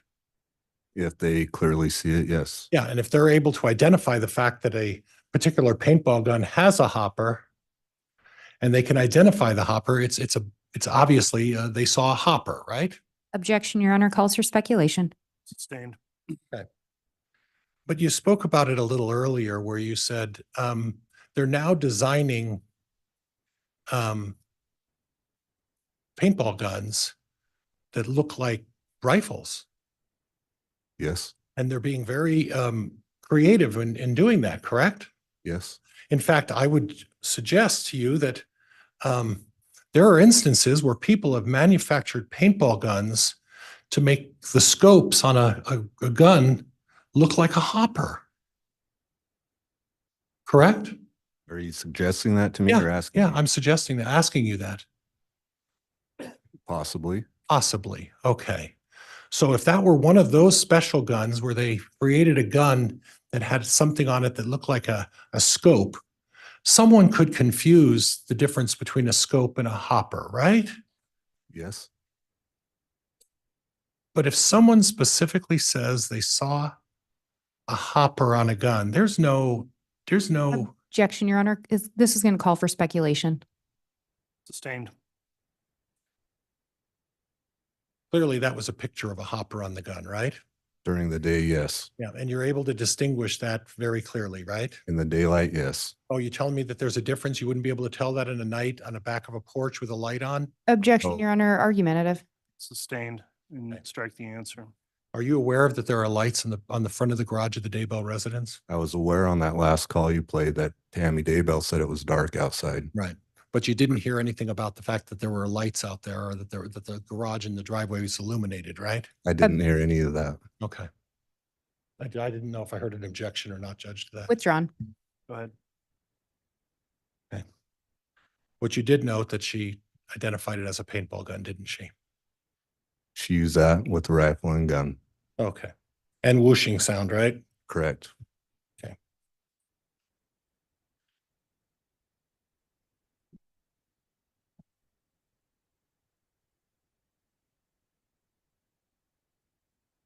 Now, Judge, I believe that Exhibit 16 was previously admitted. If I could have the bailiff bring me Exhibit 16.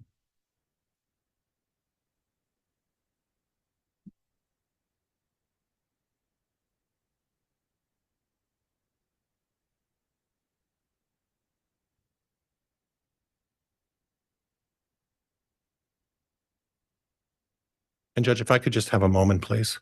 Yes. Thank you, Your Honor.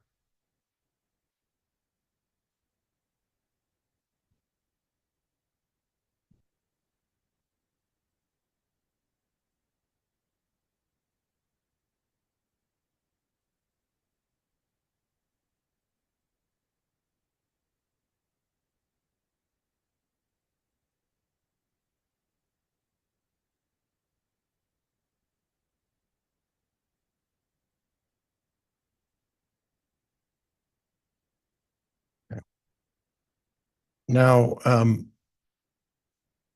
Officer,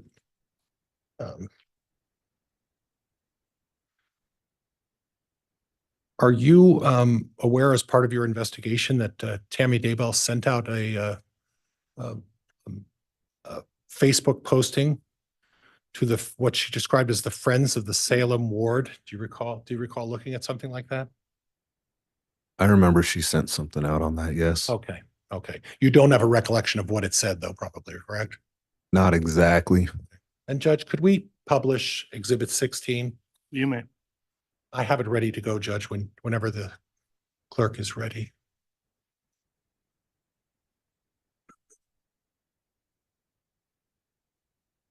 Okay, I don't know if I can expand that or not, Judge. No.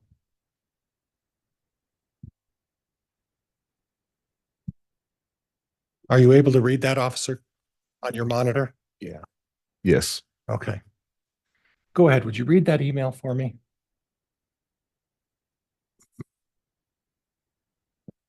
Something really weird just happened, and I want you to know so you can watch out. Had gone home and parked him out in our front driveway. As I was getting stuff out of the back seat, a guy wearing a ski mask was suddenly standing by the back of my car with a paintball gun. He shot at me several times, although I don't think it was loaded. Okay, you can stop there. So again, and this email that you said you reviewed was to the Friends of the Salem Third Ward. Do you know what the Salem Third Ward is? Are you referring to the Facebook or the email? The Facebook here that was sent out. Okay. I'm not just a church ward, Okay, the Salem Third Ward. okay. You've heard of that before? You've heard Yes. of the Salem Third Ward before? Well, I'm assuming it's their church they go to out that way. Okay, you don't know how large of a ward that is or how many members they communicate to, right? I don't. Okay, but you do know that she got on there at this point and discussed the incident that took place, correct? Yes.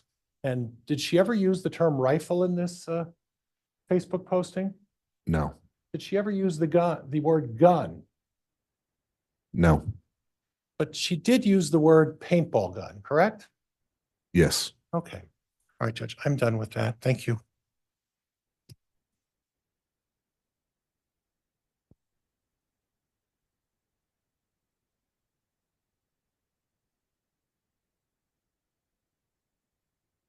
And Judge, I have, well,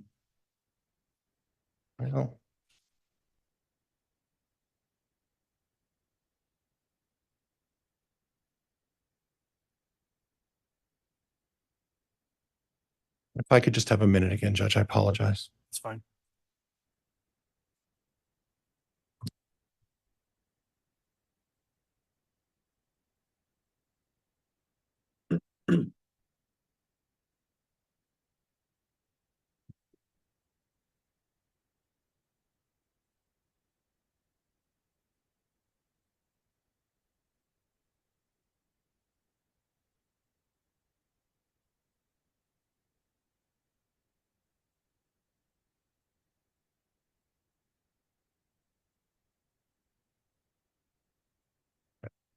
Now, um, Judge, I need the court to advise whether or not Exhibit 15 has been admitted or offered for admission.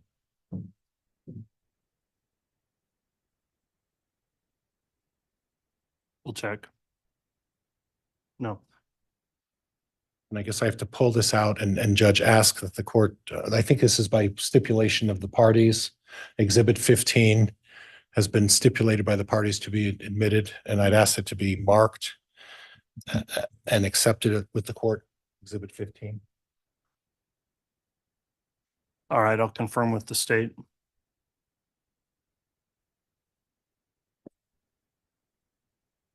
Yes, Your Honor, I believe that this is a segment of the data recovered from Tammy Daybell's phone, and the contents of her phone have been stipulated to. Okay, so exhibit 15 is offered and will be admitted.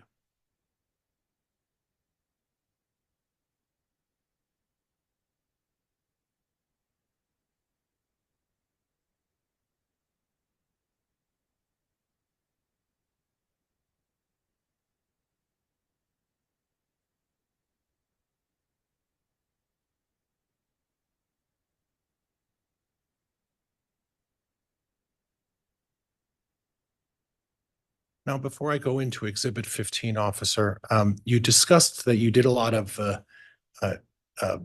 discovery and looking at what was the term you used? What? Geofencing? Geofencing. And when you're looking at phone records and emails and Facebook postings, sometime there's a reference after the time that indicates the letters UTC. Are you familiar with what UTC means? I've heard the term. I'm trying to think. I believe it's a couple hours off of certain time zones. Okay. And are you aware that in Idaho, it's a universal time zone equation that they put together, right? So that the whole world is on the same time zone, correct? I believe so, yes. Right. And are you aware that Idaho is when there's a UTC, you have to actually subtract 6 hours from the time that's noted on a UTC. Does that sound about right? I know you had to subtract I'm not sure if it's 6 hours, but yes, I do know you had to subtract some hours. Do you have any reason to believe that it's not 6 hours? No. Okay. Okay. Now, I'd like to go back to the call from Tammy Daybell. And if you don't remember, it's fine. But the call to 911, do you recall what time that call was made? Is I there know. some kind of report you could refresh your recollection with quickly? Well, I know there was two that came in, one from Joseph Ryan and Tammy. I believe hers was around 9:41. Okay. Okay. And then hers was 9:41 I believe so. or 9:51, somewhere in there. I'm not 100% sure on that, so I guess I can't testify truly on that. Okay. Okay. But it was clearly after 9:30 though. Objection, Your Honor. The officer just said he couldn't testify to that. Sustained. Okay. Okay. Judge, I'd like to put up Exhibit 15 for publication. You may publish. I'm ready, Judge, whenever the clerk is.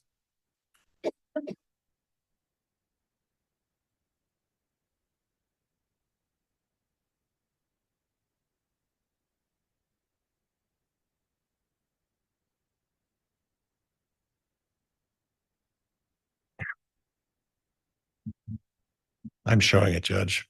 I'm not sure what.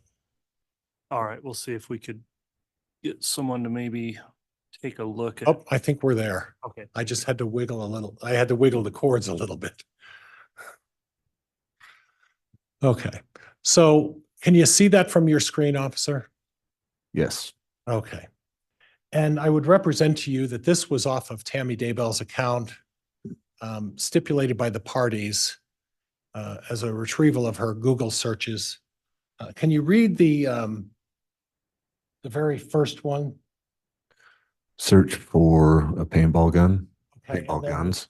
we talked about the UTC and well, I guess I suggested it was 6 hours. You didn't really specify, but would you read October, the date of when that was done, that Google search was done?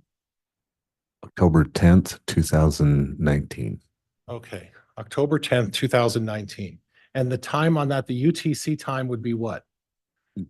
If it is 6 hours, it would be 9:29, On the 18th. correct? Okay. On the 10th. Oh, you're right. I'm sorry. All right. So the day that this incident took place was what? October 9th. Okay. And the UTC, if it goes back 6 hours from AM at 3:29 AM on the 10th, going back 6 hours, wouldn't that put us at 9:30 on the 9th? Yes, Okay, so at well, actually, let's Well- be clear, 9:29 on the 9th, right? yes, Okay, so at 9:29 on the 9th of October, there was a Google search by Tammy Daybell searching out paintball guns, correct? correct.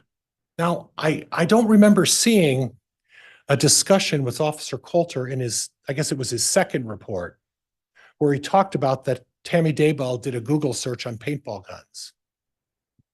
Objection, Your Honor. Counsel's testifying. Did you see that? in his- Wait. Objection pending, it's sustained. Did you see a reference in Officer Coulter's second report about Google searches at 9:29 on the 9th of October? No, Okay, well.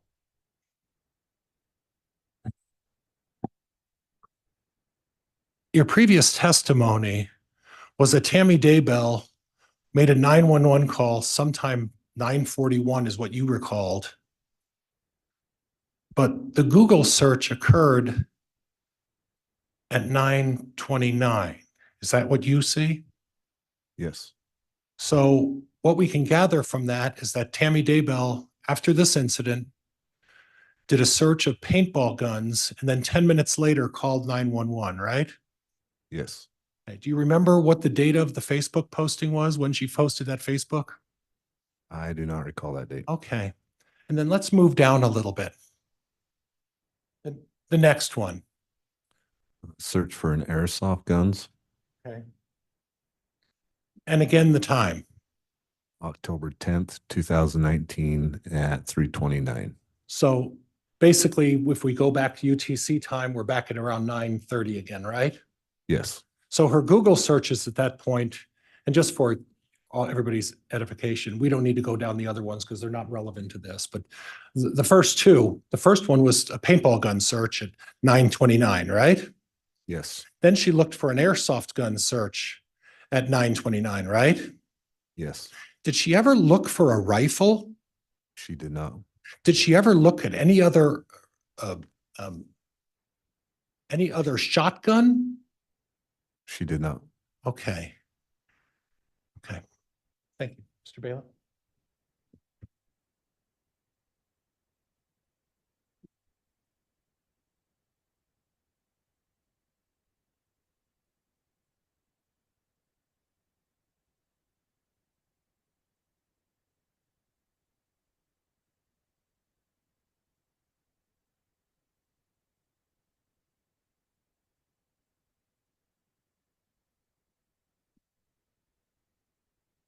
Nobody was there from your agency at the time of this incident with Tammy Daybell and this person. Is that correct?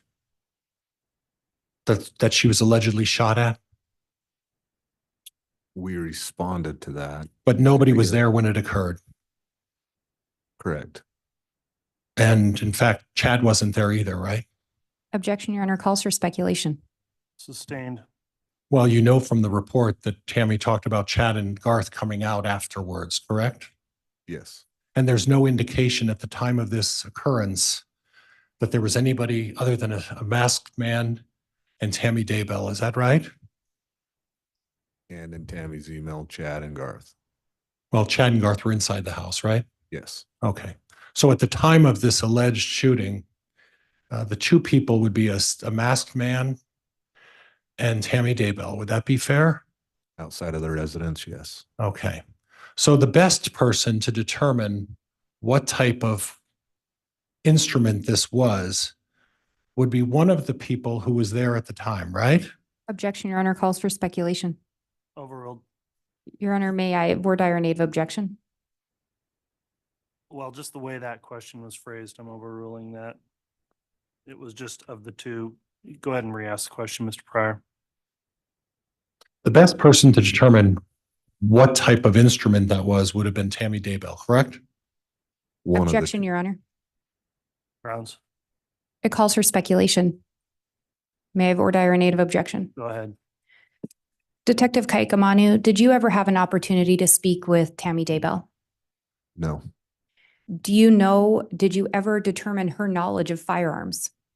no, Do you know her experience with paintball guns? no, Do you know her experience with firearms? no, So do you know if she'd be able to tell the difference? no. Your Honor, I'd object to that. It calls for speculation. All right, well, I am going to overrule it on the speculation objection, but of course you'll be able to redirect Ms. Blake. Yeah. So again, you actually corrected me. There are two people there that would know what type of instrument that would do. Two people that would be the best people to identify what kind of instrument, correct? Correct, one of the two. Yeah, the person in the ski mask would be one. We don't know who that was, right? Correct, And Tammy Daybell. yes. Okay. Okay. Thank you.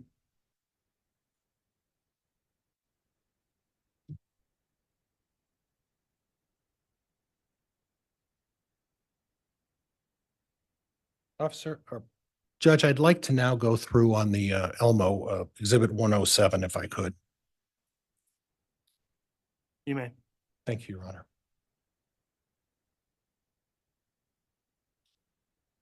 We'll allow that to be published. It's already been admitted.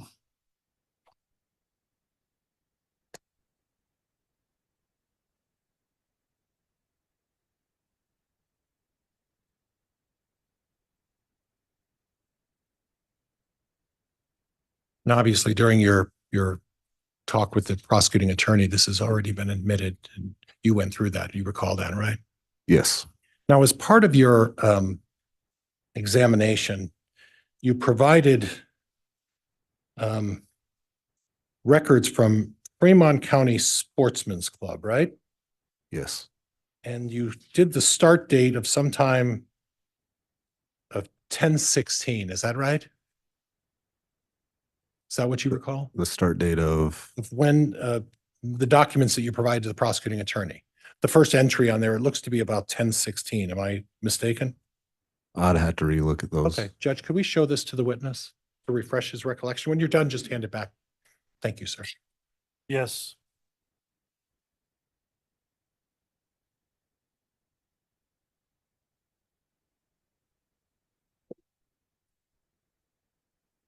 And Your Honor, may the state know what's being shown to the witness?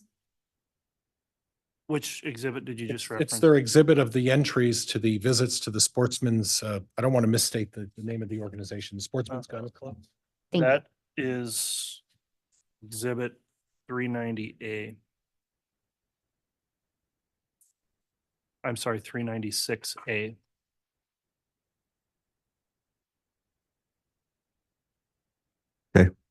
Okay, and if I could have that back.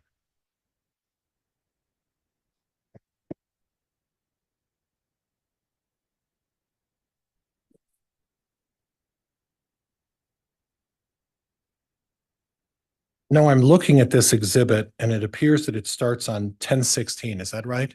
That's correct. Okay, now, did you happen to take the time to look at the entries prior to that time? Prior to 10/16, yes. You did. Yes. And Alex Cox arrived in Idaho from what you learned from your investigation about when? On the 1st of September. So on the 1st of September. So after arriving, as part of your investigation, what did you discover from September 1st to October 15th in terms of the number of times that Alex Cox visited the gun range? Give those dates one more time. September 1st we'll just make it October 15th. So Alex Cox, from my knowledge, was at the gun range in St. Anthony from October 7th to the 16th. Okay. And you don't have any entries of him being there in September? Not at the Fremont County gun range, no. Do you have him at any other gun range in the month of September? I believe there were some in Rexburg, Idaho. Okay. And when you say some, that would indicate that there were more than 2 or 3. Is that right? Correct. Okay. So he'd had a habit. You also had an opportunity to review the searches of Alex Cox on his computer as well, correct? I don't believe on his computer. You no. didn't review any of that? I reviewed some of the Homer J. Maximus. I'm not sure if that was off of his computer or not. Okay. But as part of the Homer J. Maximus, are you aware that Alex Cox had been looking at weapons as early as 2017? I was not aware of that early. No. Okay. Well, how early were you aware of when he was looking at weapons? September, October of 2019. And that's because that's when you went, that was your reference point. September 1st is when you started your reference point, right? What I looked at, yes. Yeah.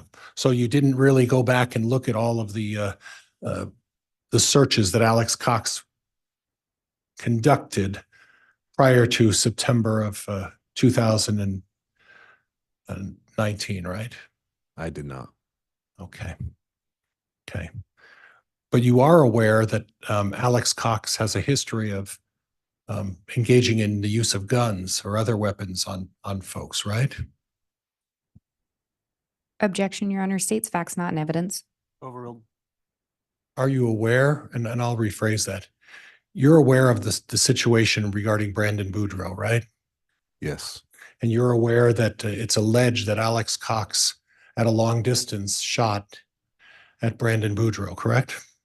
Yes. Okay. And you're aware of Charles Vallow, correct? Yes. You're aware that Alex Cox took a gun and at close range murdered Charles Vallow, correct? Yes. And you're also aware that in both of those instances, Chad Daybell has not been criminally implicated in either of those cases. Is that correct? Yes. And Chad Daybell has not been charged in either of those cases. Is that correct? Correct. Okay.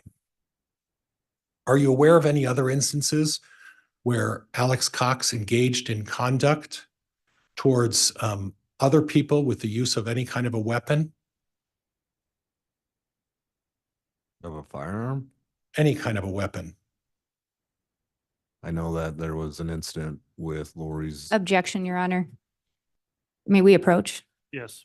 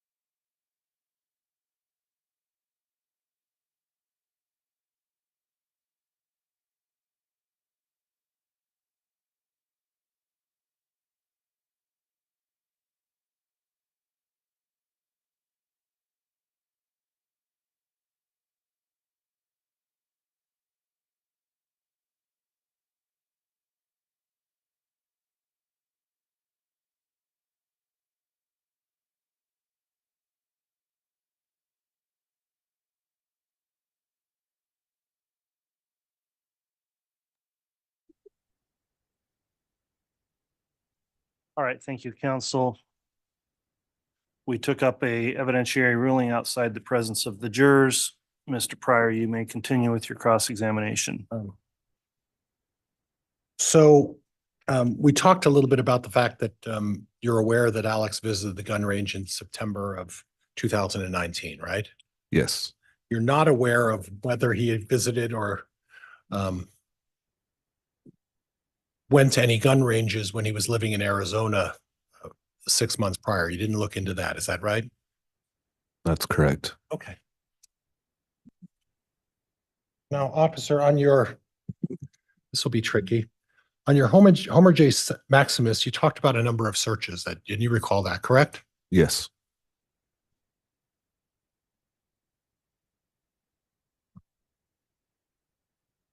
Oops, Judge, this is the Elmo. I'm sorry. And what is it you're publishing? Uh, Okay. This is part of exhibit 107B. And this talked a little bit about the gun and the distance and everything else, correct? yes, And what I'm wondering about is that the first one that says the Grendel drop 100 to 200 yards, correct? yes, Okay, now Tammy Daybell's driveway, and you described it as the distance between the end of the desk there and towards this first section here, correct? yes, And for a clear record, we're 30 to 40 feet. sure. Okay. Now, if we do math and look at 100 yards, how many feet is 100 yards? Do you know? Well, there's. I can help if you'd Yeah. like. Yeah, help me out. Yeah, me too. I had to look at, no, I didn't have to look it up. It's 3 feet per yard. Correct. Okay, I'm sorry, and I know you weren't, that's not fair. It's 3 feet per yard. Okay, you know Yes. that, right? So if we're looking at a Grendel drop, we start at 300 feet, right? Okay. And then if we go to 200 yards, we go to 600 feet. Would that be fair? Yes, Now, none of those feet distances really apply to Tammy Daybell's driveway, right?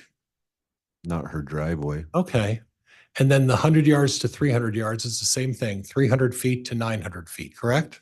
Yes, So obviously what he was looking at this point is the distance on how to put a rifle and the amount of drop after you shoot it, that the bullet drops after a certain distance, right? yes. And when was this in October? This was searched October 8th. Okay. And, when I looked at this, I was curious, is there any indication that Alex Cox purchased a big game hunting license in October? That I am unaware of.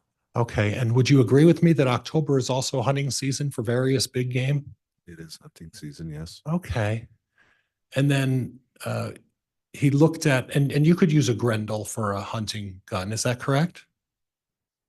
You could, yes. Yeah. Okay. And if you were to purchase pants and just trying to just conceal yourself while you were out hunting, it wouldn't be inappropriate to buy different various suits to conceal yourself. Would you agree with that? Yes, Okay.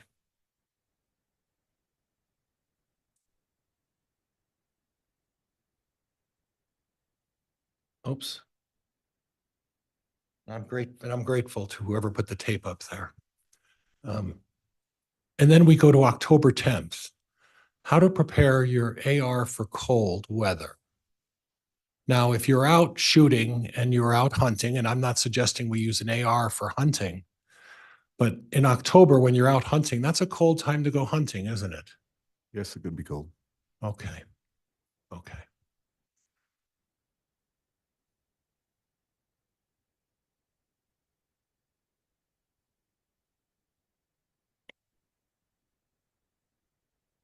And then we talked a little bit about the ghillie suit, and potentially that could be something that could be used as a hunting outfit when you were out in the game hunting, right?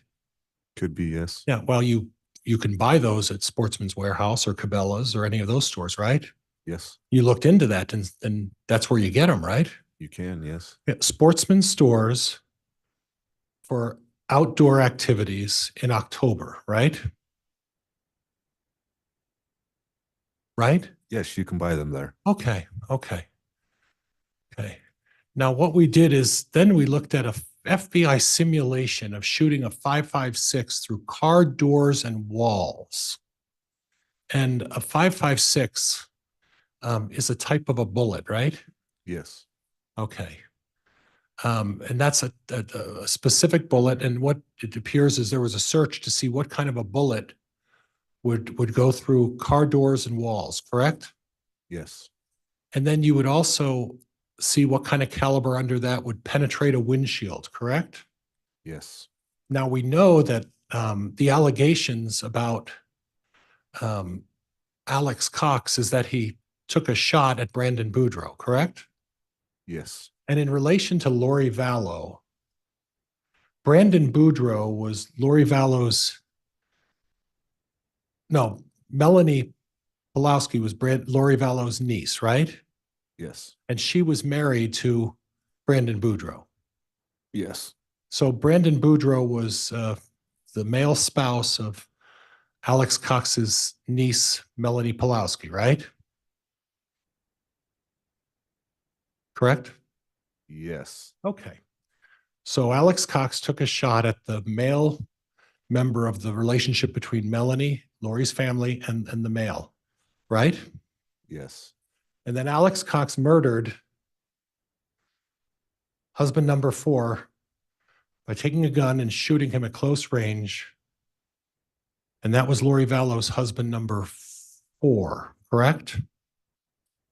I'm not sure what husband it was. Okay. Well, she's had But- 5, right? Okay. Well, do you know that? I'm not 100% sure on how. Oh, that's okay. That's okay. Okay. So, but we do know that Alex Cox is accused of murdering Charles Vallow, correct? Yes. Okay. Now, when I go down, you testified that Chad Daybell, well, before we get that, it would seem that, would you agree with me that it would seem that the searches here, the Google searches, would suggest that Alex Cox is looking at shooting at some sort of a Dodge Dakota vehicle. Would you agree with me? Yes. And it looks like it wasn't for target practice. It was to do some harm, correct? I don't know what his intent was, but it's not target practice, I would Right. say. Well, it wouldn't be target practice if you're trying to penetrate a windshield, is it? No. And it isn't target practice if you're asking how thick is the 22 gauge steel on a Dodge Dakota, right? No. So apparently what Alex Cox had in mind was to do some harm for whoever is driving a Dodge Dakota, correct? Yes. Are you aware that Chad Daybell was the one driving the Dodge Dakota? Objection, Your Honor. Facts not in evidence. Sustain. Are you aware of the 2 vehicles that Chad and Tammy Daybell owned? I'm aware of a Dodge Dakota that was registered to both of them. Right. But you don't have any specific information about whether or not it was Chad who was the primary driver of the Dodge Dakota, right? I don't have any facts that he was the primary driver. No. Okay. Okay.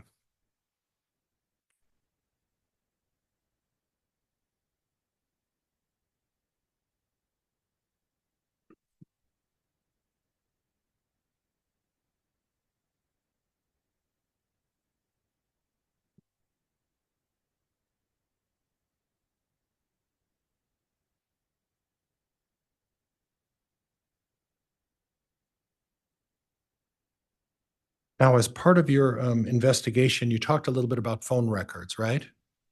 I'm sorry, phone records, Alex's records in terms of his location, right? On Homer J. Maximus device. Okay, yes. and you looked at that. What was the device that you were reviewing to determine that? I'm not sure what device that was. Okay, okay. All right, then we'll save that for another day.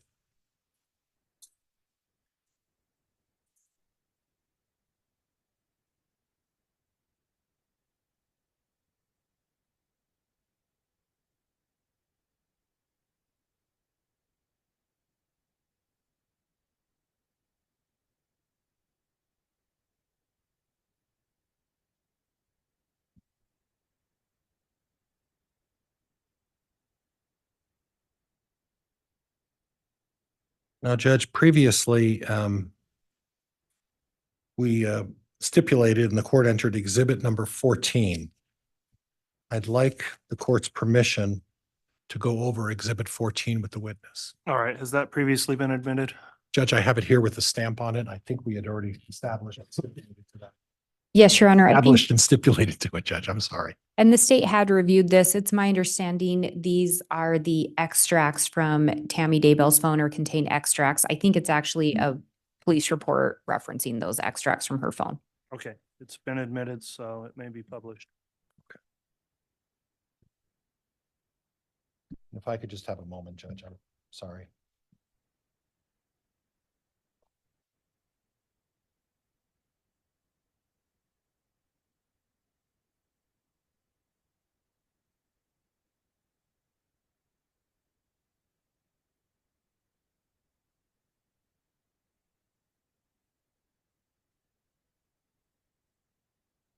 Judge, I'm ready when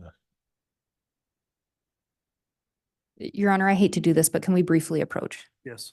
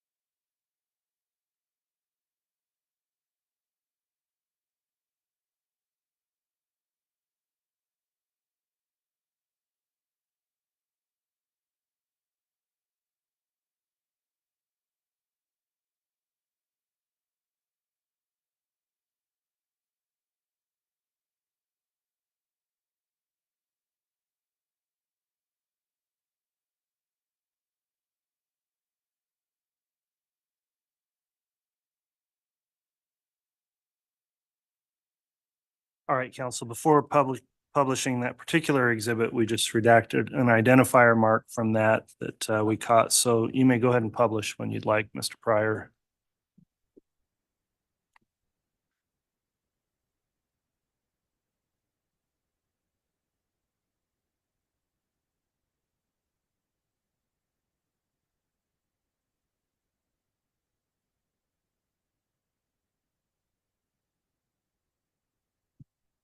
now, officer, on this particular document, I would represent to you that this is one of your reports. On the little bit that you're seeing, do you recognize that?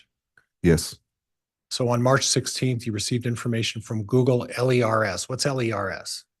Google Lears Law Enforcement. Okay. and you asked for information attached to this, and this was information that you were getting regarding Tammy Daybell's email account. Would that be fair? Yes. Did you get the entire email account? Yes. And did you go through the entire email account?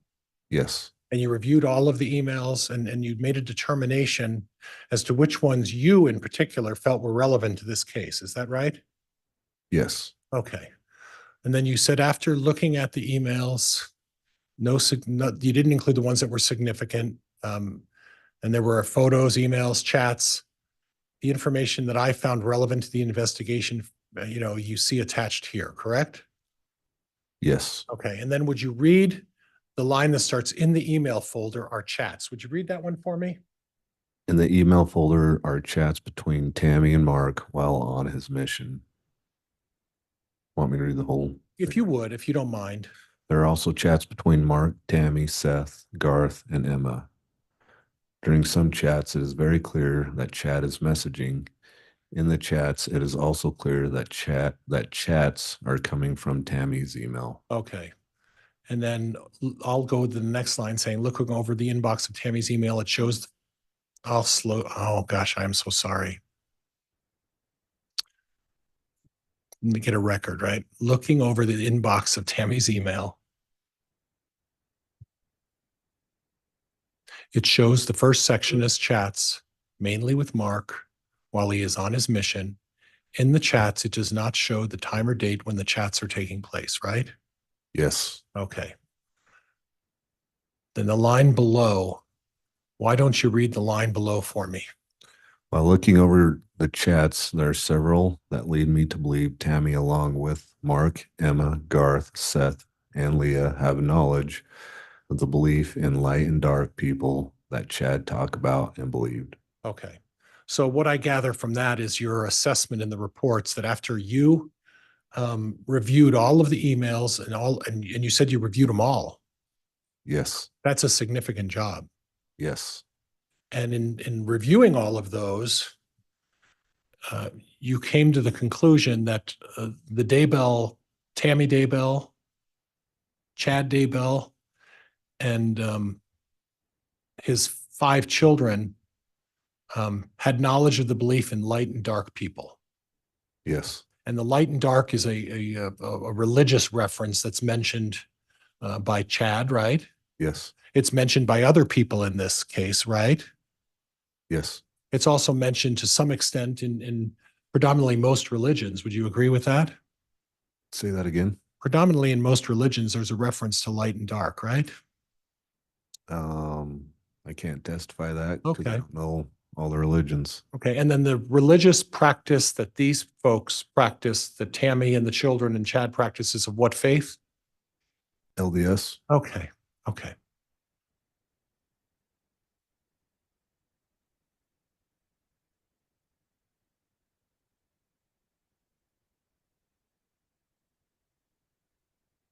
Then we go on and if you would,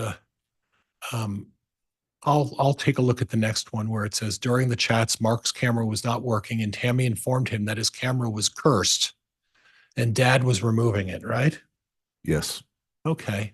In more chats, Mark asked if anything was found or notable in him when he was body coded.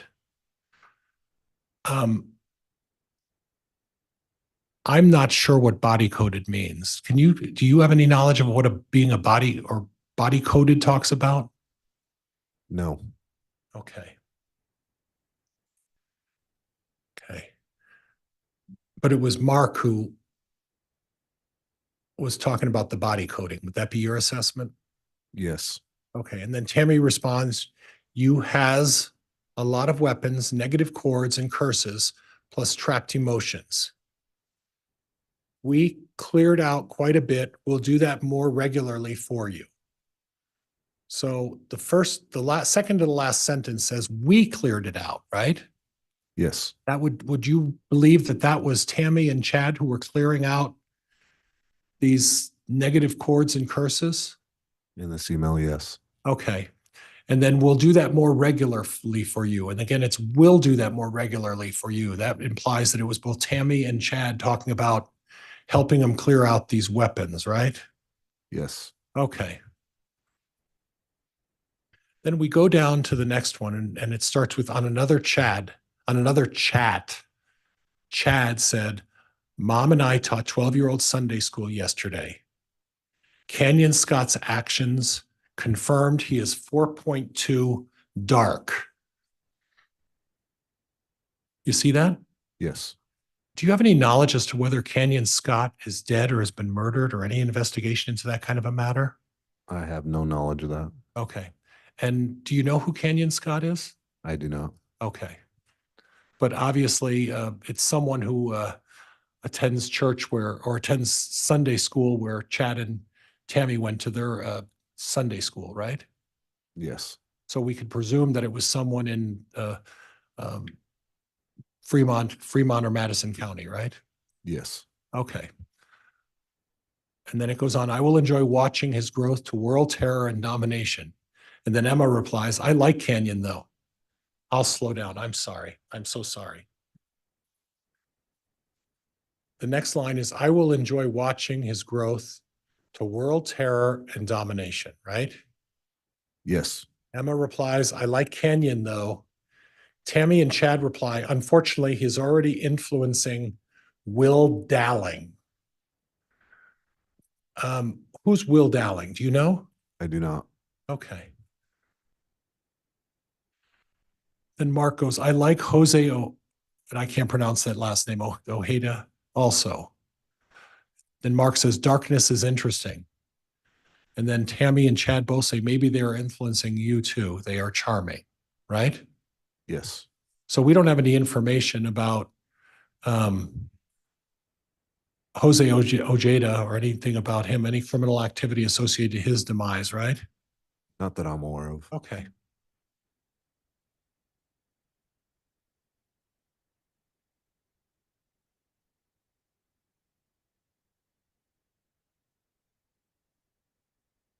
Judge, it's 12 o'clock. Judge, it's 12 o'clock. I don't know. This may take a while. Sure. It's up to the court. Yeah, let's obviously. take our lunch recess. We try to do that at noon for timing of things, so that'll work out well. We are stopping right here about noon. We'll try to resume further testimony 1 o'clock and take the lunch break now. And Judge, may I leave my stuff up here? Yeah, we'll secure the courtroom and you can leave that there, Mr. Thank you, Pryor. Your Honor. All right,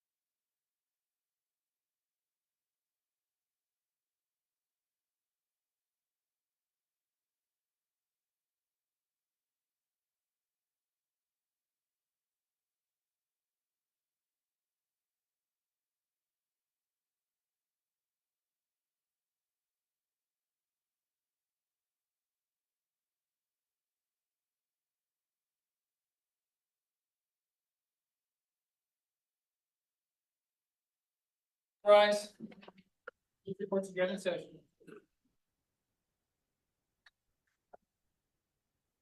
Thank you. Please be seated.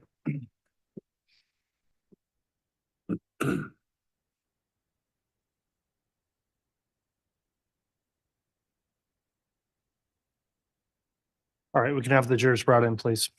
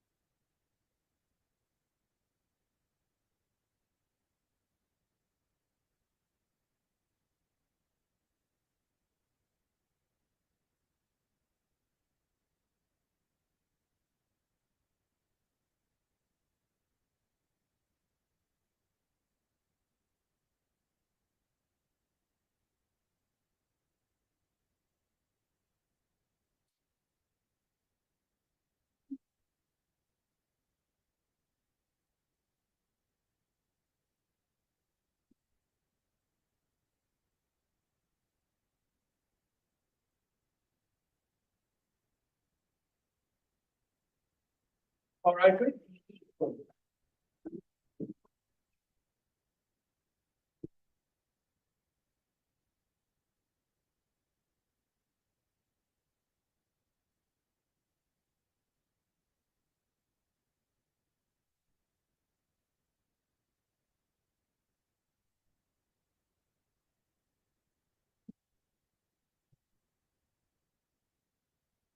Praise all, President Cameron, for your honor. Thank you. Please be seated.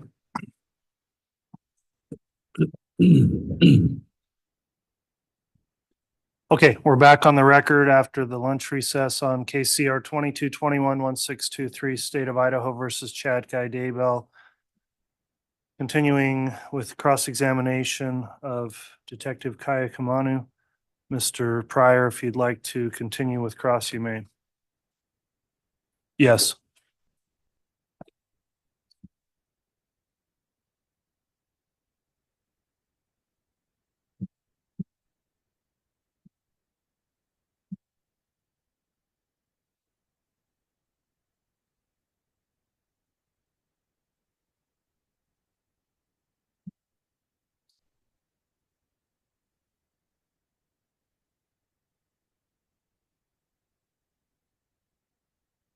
What's being published there, counsel? It's the same as before. I think it's the officer's report, exhibit number 14. We're just going through the same as we did previously. Okay, thank you. Exhibit 14 is Your Honor. being published to the jurors. That's okay.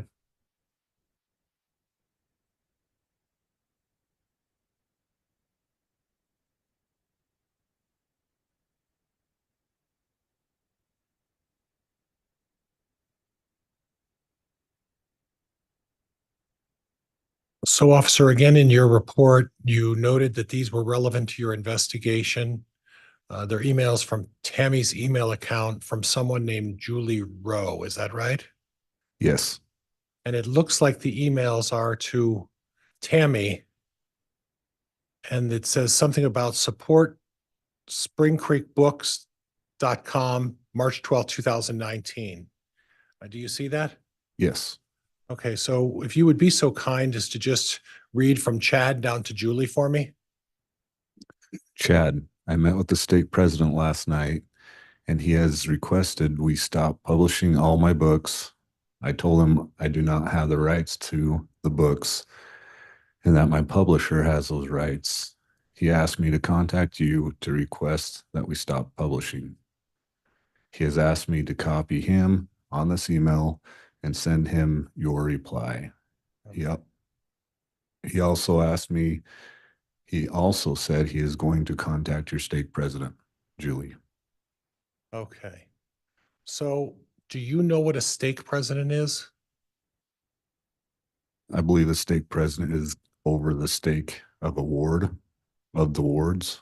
Okay, and is that, and I'm not familiar with this, but does that mean there's a number of wards or groups that are like neighborhoods? And the stake president overlooks a number of these wards? Is that what it is? From my understanding, yes. Okay, do you know who the stake president was in this email? I do not. But it appears that they're telling Julie Rowe. You know who Julie Rowe is? Throughout the investigation, her name came up and also known as a publisher or a book writer. Right. And she was someone who put on presentations all over the Arizona, Utah, Idaho area about preparedness issues, right? Yes. And she published books about that as well, right? Yes. And is there anything in the indication of your review of the emails why a stake president would inject himself into the publishing of books? I'm not sure on that. And then, and again, told Julie Rowe that her stake president is going to contact Chad's stake president. Correct. Right? Correct? Correct. Okay. But there's nothing in the other emails that you had to show why a couple of stake presidents would interfere with Chad Daybell publishing his books? I do not. Okay. All right. Thank you.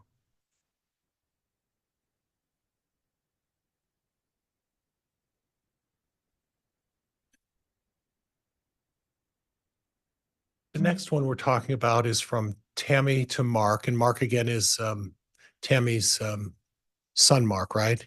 Yes. That's the youngest son, if I remember right. Yes. And the date of this email is March 31st of 2019, correct? Yes. And it's Tammy writing to her son, Mark. And I'll read. I've got Dad and Garth doing a C to 5K, and then in parentheses, couch to 5K. So I would you interpret that to mean that the C would mean couch and the number 2 would mean 2, like TO to 5K? Is that how you would interpret that? Yes. And if I understand that correctly, what that would mean is that you're starting from the very beginning of your training and you may be a couch potato, right? You could say that, yes. Yeah. And you're starting from the very start of something and you're going to try to do a 5K, right? Yes. And it says with me, right? Yes. So that would imply on March 31st of 2019, we had 3 couch potatoes at the Daybell house. Objection, Your Honor. Calls for speculation and misstates the email. Sustained. How do you interpret that? That they just wanted to start working out and getting into shape. Okay, from couch potato to 5K, right? Objection, Your Honor. Again, misstates the evidence. Counsel's testifying. Move to strike. Sustained, stricken. Okay. Then it goes on to say, we've done the first week twice because quite frankly, I didn't feel ready to move on to the second week. But it should be good for us. Okay, good for me. I have to say, I admire you for running track. Starting from nothing is not easy. Now, when you see the term starting from nothing is not easy, it's not particular whether we're talking about Tammy starting from nothing or whether it's Mark starting from nothing, right? Correct. It's unclear there, correct? Correct. But then you put in there not the full email. Is there further explanation in there that maybe explains who we're talking about, who's starting from nothing on this couch potato issue? No, there is not. Okay, all right. Well, thank you for that. And then we'll move on.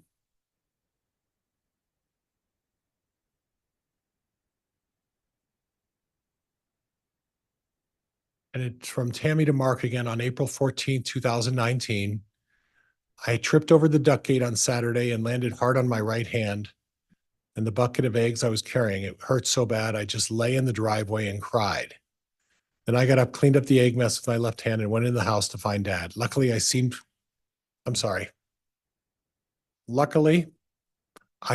to have only bruised it.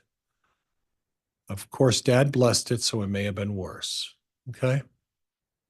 And there's nothing, what's the evidentiary issue of this? So during the, excuse me, during the investigation, it was said that Tammy had a hurt wrist Right. and that she was taking medication for it. So this goes back to, instead of a possible fainting spell, she had tripped over the duck gate and Okay. fell and hurt her wrist. So that was relevant to me putting this in my report. Okay, thank you. And again, that's not the full email that you provided to us today, right? It was not. Okay, and was there any further explanation that as to what caused Tammy to trip? She tripped over a bucket. Okay, did she trip because she had a dizzy spell? Did she trip because she had a seizure? Well, this says I tripped over a duck gate. So she Okay. had tripped over a duck gate, causing her to fall. Okay, so we don't know if it was just she ran into the duck gate or she had some sort of medical condition that caused her to trip over the duck gate though, right? Objection, Your Honor. Calls for speculation. The email speaks for itself and asked and answered. Sustained. You don't know all of the facts behind what centered around the reason for the trip over the duck gate. Would that be fair? Objection, Your Honor. Calls for speculation. Again, the message speaks for itself. I'm not asking him to speculate. I'm just asking whether it was explained, Judge. Overruled. In this email, I would just take it as she tripped over something. Okay, all right, fair enough. Thank you. And then lastly, from Tammy to Mark on April 28th, Dad is in Houston and won't be back until Monday night. So you'll just have to get to talk to me tomorrow. And what's the significance of that? So on this one, this correlates with some of our other records showing that Chad was in Houston, and that Tammy was home alone. Okay.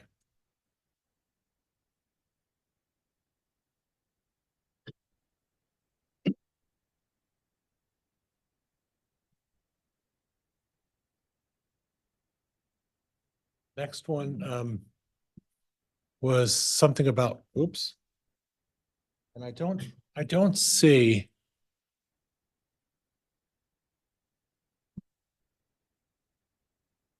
Something that identifies the date, but it was something about a zone conference. Do you know what that was about? I am not sure on that. Okay. And then does it seem like your tapeworm medicine worked? Who's talking to who there? Do you know? I would believe Tammy is emailing and talking with Mark on this one. Okay. So it's Tammy who's suggesting that there was some tapeworm incident. She was having some sort of malady. Correct. This might be a continuation of the page before. Okay. Possibly. Okay. And the page before would have been this malady with the tapeworm would have been on the 28th of 2019. Would that be fair? Correct. Yes. Thank you for clearing that up. Okay. And then she goes on, I guess I should ask you, is that Tammy who said, I haven't slept well since Dad has been gone. I'm hoping to sleep well tonight. Yes. Okay. Okay.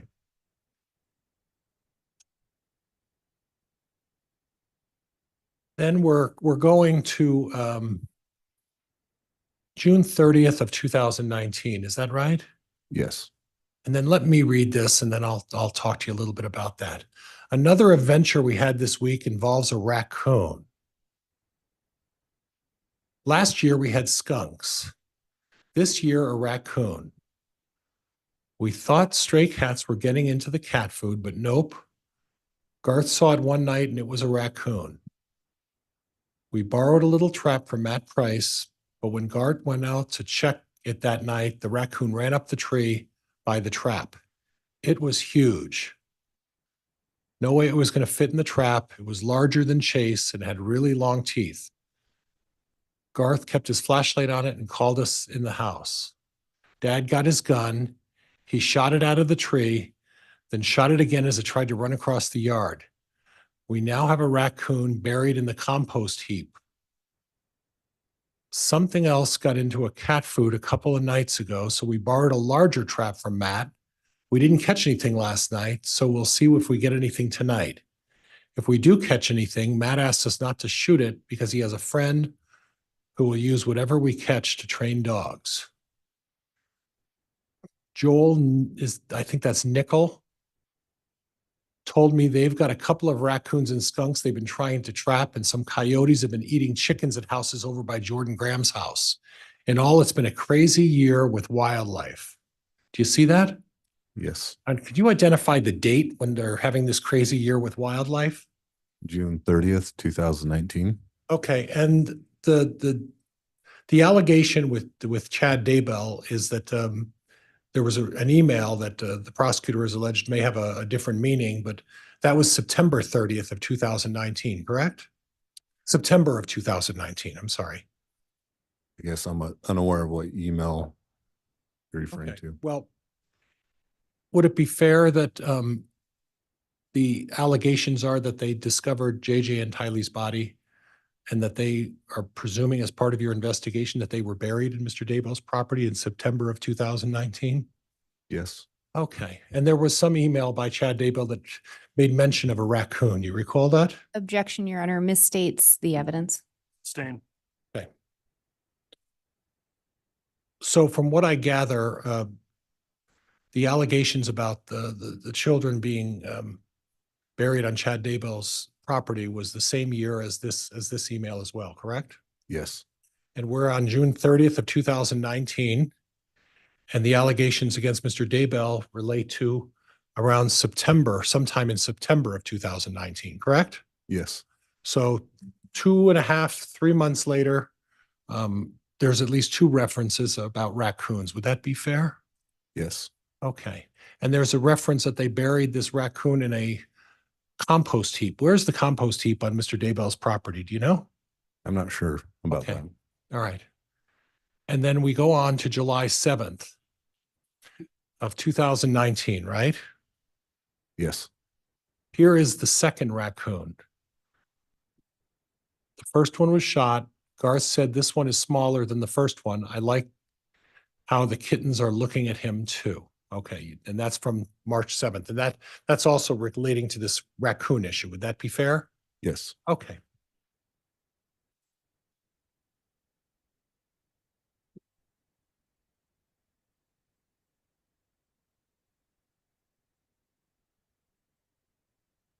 And then we have a picture.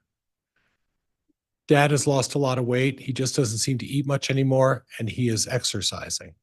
You see that, right? Yes. But above that is a trap. Can you explain, does that look like a trap? Yes. And somewhere in the back top of the picture, it looks like there's some sort of raccoon in it. Is that what you see? That's what I'm trying to see. I Okay. see the kittens there. I do. Okay. And the previous motions made mention of Tammy saying, here's a picture of the second raccoon. It's a smaller one. So Would you like me to point it out? you did find it? Go ahead if you. So it's kind of hard to tell. The raccoon is right there. Okay. Is it, officer, is that raccoon in the trap? I believe so. Okay. Okay.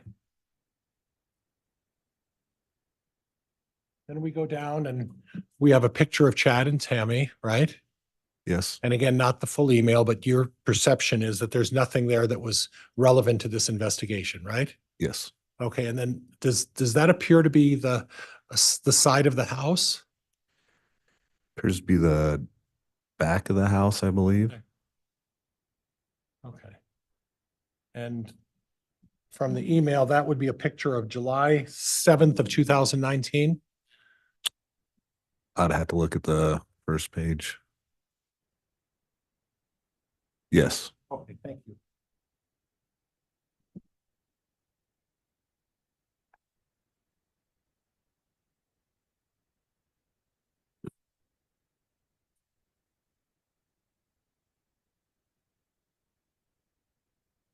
August 4th of 2019. Dad is in Arizona. He's speaking to a small group on Sunday night. And at a girls' camp on Monday night, he flies home on Tuesday, right? Yes. And that had reference to the August 4th meeting with Melanie Gibb and Lori Vallow and all of the ladies who met Sunday at a girls' meeting at Lori Vallow's house. Is that what that was about? Yes, I believe so. Okay, okay. But that's not the full email. But again, you determined there wasn't any relevance to anything else. Would that be fair? Yes. Okay, thank you. Okay.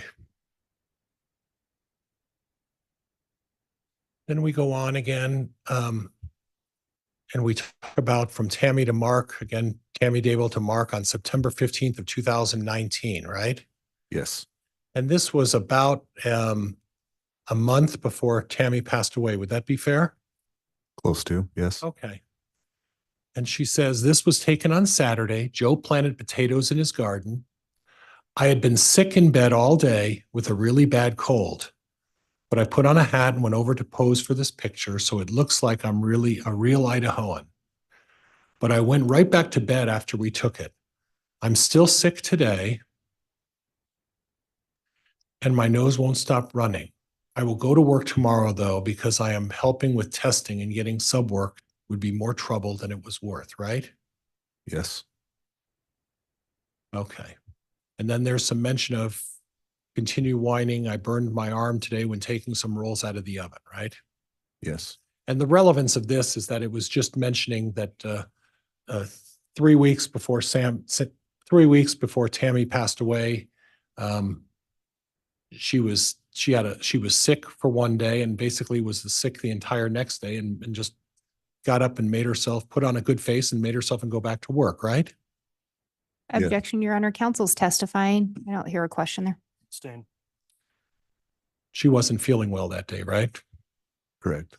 It appears that she was sick the following day, right? Yes.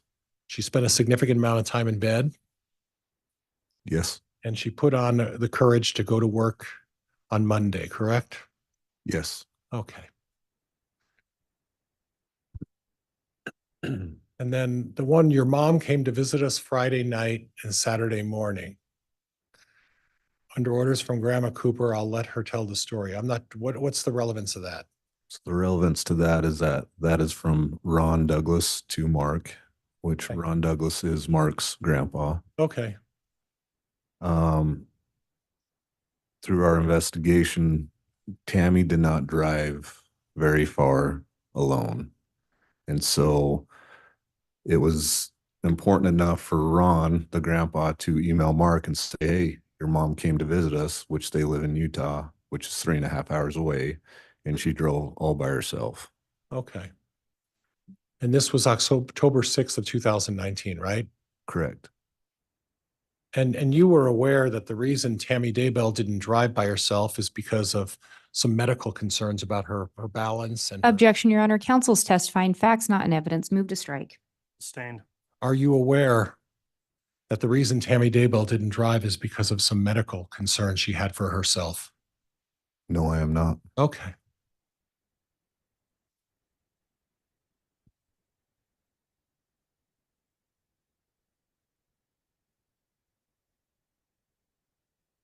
I went down to Springfield by myself, October 6th. I drove there by myself and then drove home by myself. I'm a big girl now. I can tell you more about this in a bit, right? Yes. So by your indications,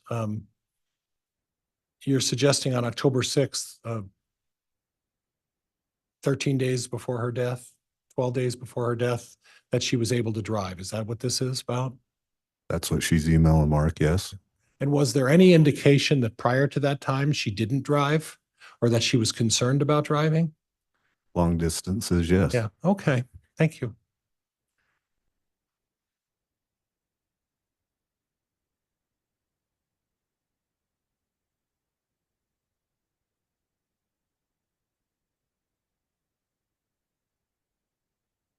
Okay, and this again touches on I think we talked about this previously about the Wednesday during the day with Reagan Price and the person who took her dog. And that leads into what we originally started with. Would that be fair? Yes. Okay. Okay. And then there's one final email that talks about Matt Price sending audiobooks for Tammy to listen to, right? Yes. And that was for her trip? Tammy sent those, I believe, to Matt Price with codes to get into the audio book. That's right. I'm sorry. You're right. Okay, thank you.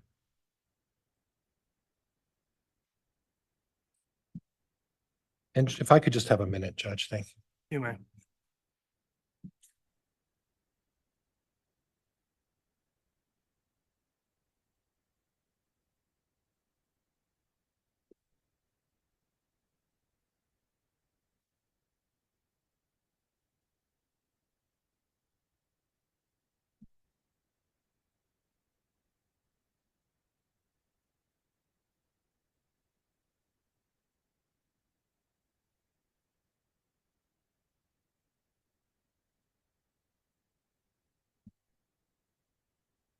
One last area, on the day that you got the call about Tammy's death, you received a call from who again? I'm sorry. I missed a call from Deputy Greenhalgh. Okay. But then you said something about you followed up with it later and did have a discussion, or my notes not accurately reflecting? So I missed that call and called her back about an hour and a half later Okay. and spoke with her on that. Yes. And then she recited the facts about what she observed. Is that right? She informed me that she was on an unattended death. I went through and asked her if there's anything out of the ordinary, anything suspicious, and she told me there was not. Okay. So according to Officer Greenell, there was nothing suspicious. Is that right? That's what she told me, yes. Okay. And then according to, did you have a chance to look at Brenda Dye's report as a result of this investigation? Not the AG's report, no. That I'm not talking the AG's report. I'm talking about Brenda Dye's diagram and report about this unattended death. I did not. Okay. So from your perspective, when Officer Greenall contacted you and advised that there was nothing suspicious about the death, at that point, it did not require you to take any further action. Would that be fair? Correct. Okay. Okay. Thank you. Judge, that's all I have. Thank you very much. All right, thank you.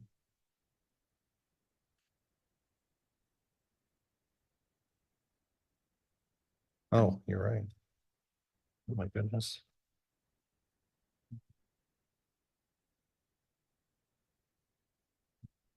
Okay, thank you. I wouldn't be able to make it without you.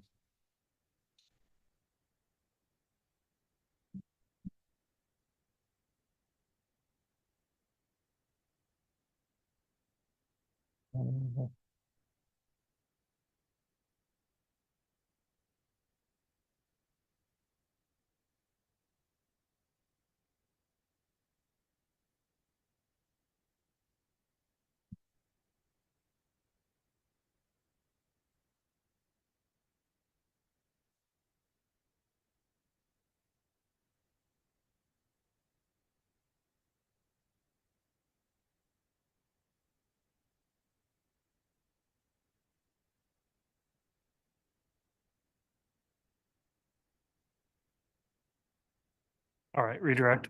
Thank you, Your Honor.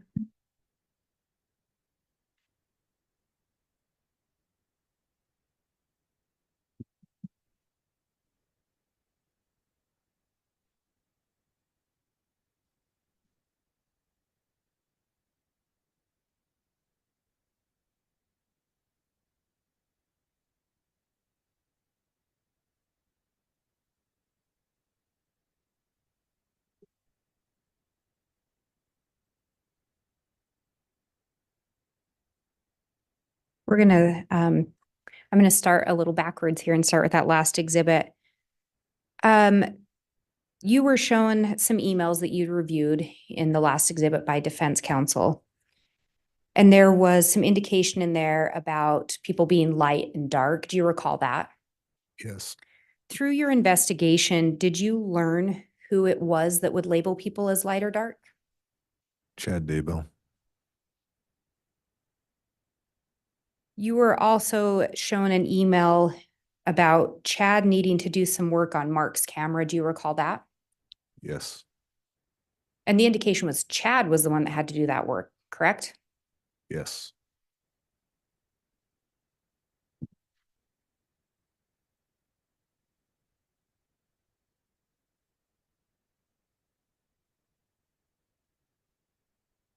And I think specifically it referenced the camera was cursed. Yes. Mark wasn't at the Daybell residence. Is that correct? That's correct. Mark was on his mission. Yes.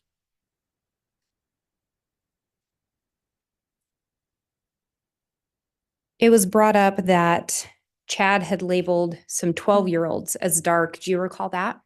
Yes. You were asked if those kids are still alive to the best of your knowledge. Are they? The best of my knowledge, yes. I hope so. Were those Lori's minor children? No. Were they obstacles to Chad and Lori being together? No.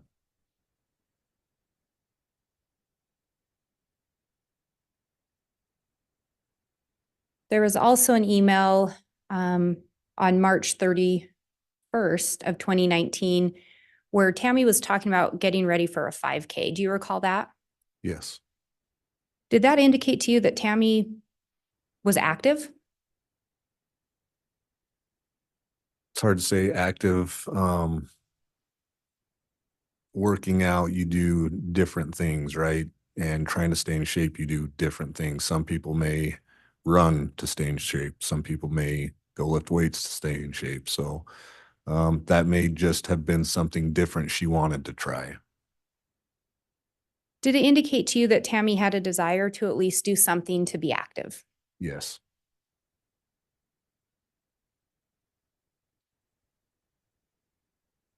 Then you were shown an email that Tammy sent to Mark on April 28th of 2019 about Chad being in Houston. Yes. And can you remind us what the significance of that was? The significance with that was we have information that Chad had gone there with Lori. And her emailing Mark saying that Chad's in Houston just kind of confirmed that. And later on in that same email, we see Tammy say, I haven't slept well since Dad has been gone. Do you recall that? Yes. So Tammy indicated she wasn't sleeping well and Chad was in Houston with Lori. Yes.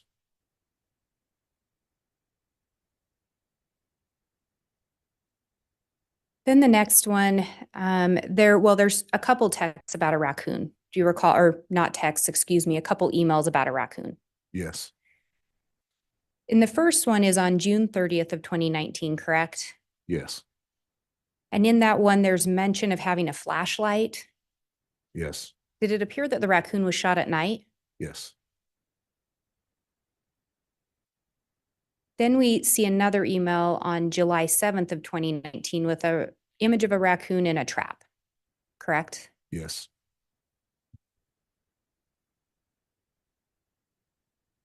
Do you recall ever seeing an email from Tammy to Mark about a raccoon in September of 2019?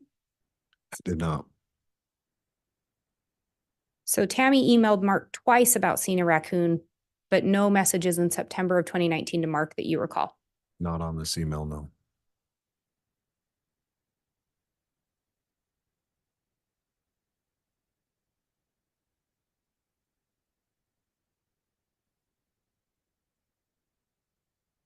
Then you were asked about the message from Tammy to Mark on August 4th of 2019 about Chad being in Arizona. Do you recall that?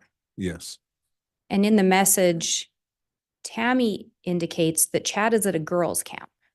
Yes. Was he at a girls' camp? He was at a conference, I believe, at Melanie's or correction, Lori's house. So again, he was with Lori on August 4th of 2019. Yes. Do you recall when Charles Vallow was killed? July 11th, 2019.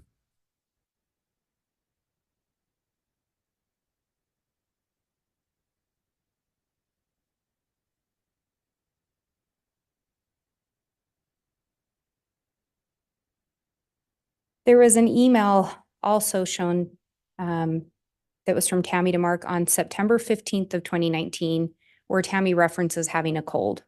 Do you recall that? Yes. And Tammy indicated she was in bed for a few days. Yes. And that was in September. Yes. Any similar email message to Mark in October about Tammy being sick? No.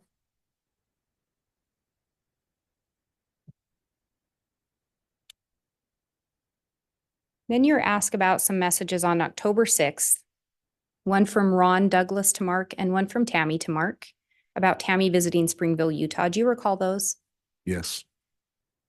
Through your investigation, did you learn anything about Tammy having a medical concern that kept her from driving? No. Through your investigation, did you learn who encouraged her to go to Springville that weekend? Yes. And who was that? Chad Daybell.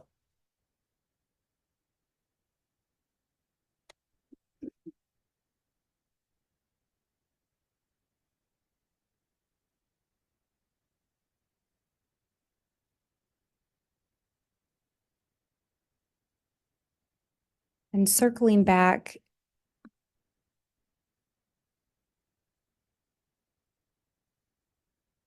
Detective, do you recall the email, you've been shown it by both myself and defense counsel, that was from Tammy to Mark about the attempted shooting?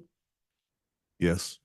And you were asked some questions about Regan Price and Tammy mentioning some things Regan had shared with her about a lady trying to steal Regan's dog. Do you recall that? Yes. Regan described a lady trying to steal her dog, correct? Yes. Did Regan ever mention the lady having a firearm? No. Did Regan ever mention the lady being dressed all in black? No. You were asked quite a bit about the Daybell's driveway. How many driveways are at the Daybell residence? 2. And you were asked about a longer driveway. Would you consider that the front or back driveway or side driveway? The back driveway is a very longer driveway compared to the front driveway. And Your Honor, I'm going to ask to be handed State's Exhibit 291. Very well.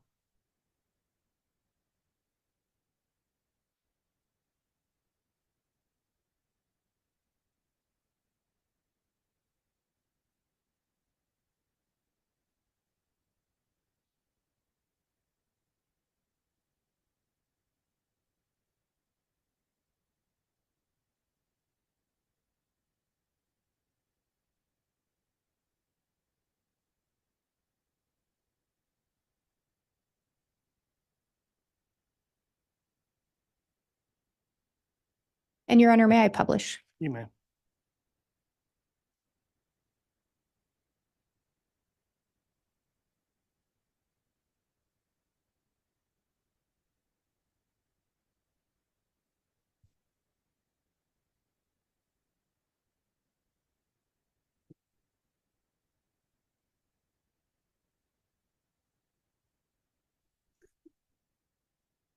And we've looked at this exhibit a couple times, but in that second paragraph, can you see which driveway Tammy came into that day?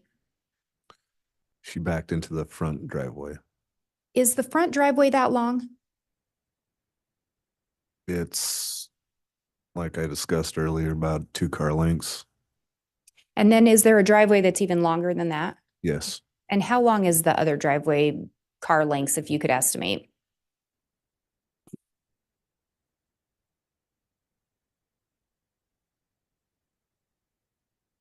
Probably about 4 or 5. So quite a bit longer. Yes.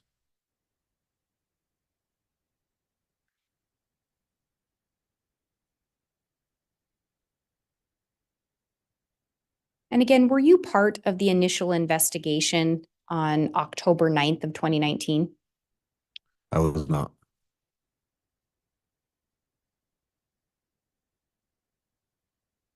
And again, in that message, put it back up.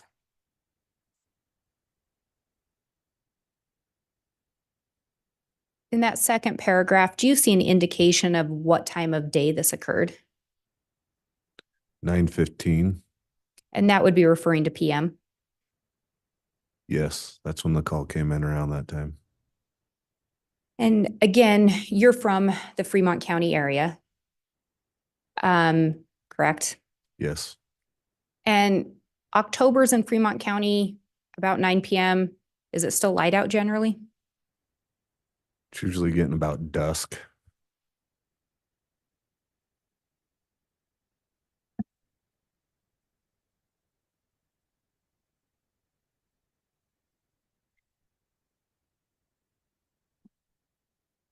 Do you recall reviewing?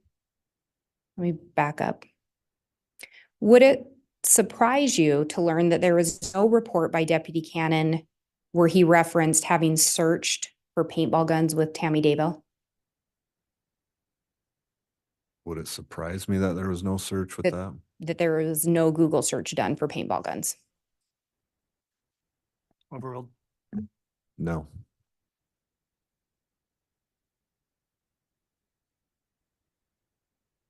If Deputy Cannon had indicated that he never searched for paintball guns with Tammy Daybell, would you have any reason to dispute that? No.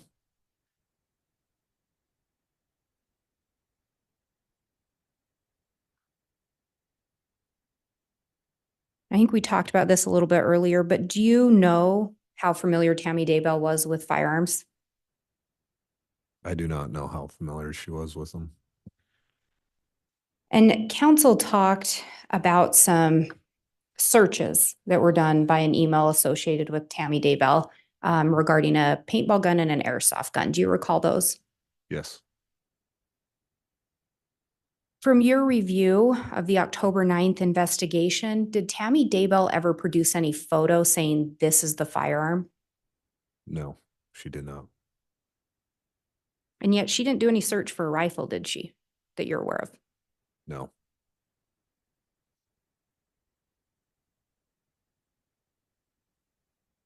Are there various type of paintball guns in your experience? Yes. Your Honor, I'm going to ask to have the witness shown State's Exhibit 282.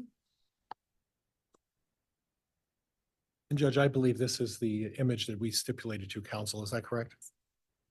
It is, Your Honor, and I do have a courtesy copy for defense counsel that's now been marked, a courtesy copy for Your Honor and a copy for the court. All right, thank you, counsel. Thank you.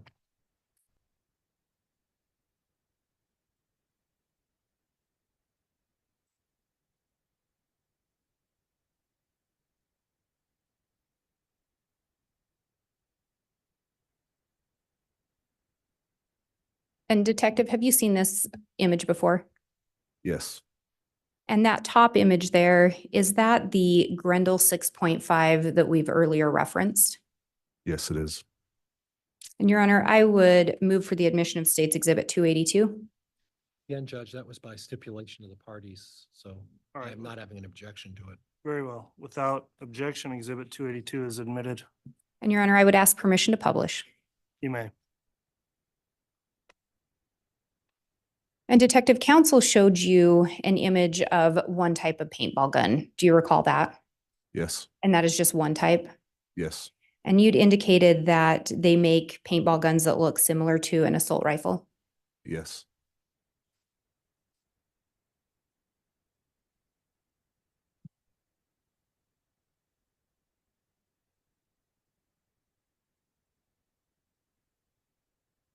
And again, that top image is the firearm that was seized from an apartment associated with Alex Cox. Is that correct? Yes. And the bottom one, it's marked example. To be clear, this firearm was never located. Is that correct? That is correct. This was not located. Can you tell us what we're seeing in that bottom photo? So this bottom photo right here is a Tipman paintball gun with the Tipman. Yeah. On the top is a hopper. On the back has a collapsible stock. And then your barrel.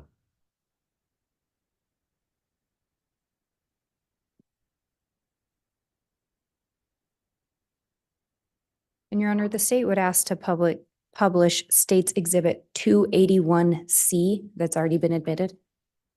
If You I may could be publish. handed that.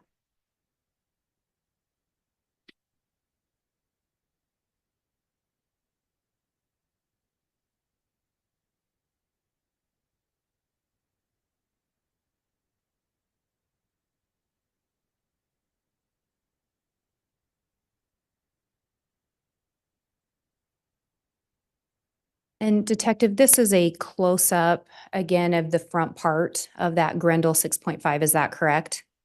Yes, And if the firearm was pointing at someone, this may be a vantage point of what they see.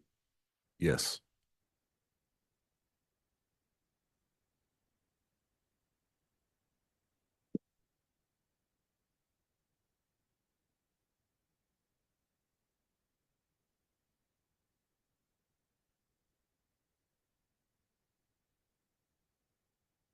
And Detective, again, Alex was in the area of the Daybell residence earlier in the day on October 9th, is that correct? yes, And then he was also in the area about 2.6 miles away the night before Tammy was pronounced dead, is that correct? yes.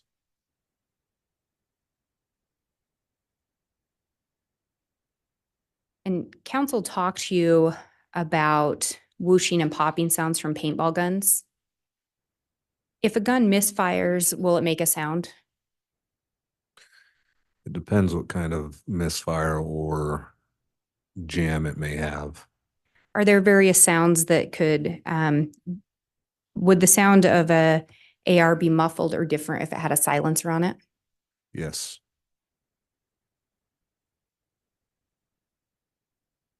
And counsel talked to you about Tammy being pretty close to the gun. She describes the gunman as right behind her and she turns around and he's there, correct? correct.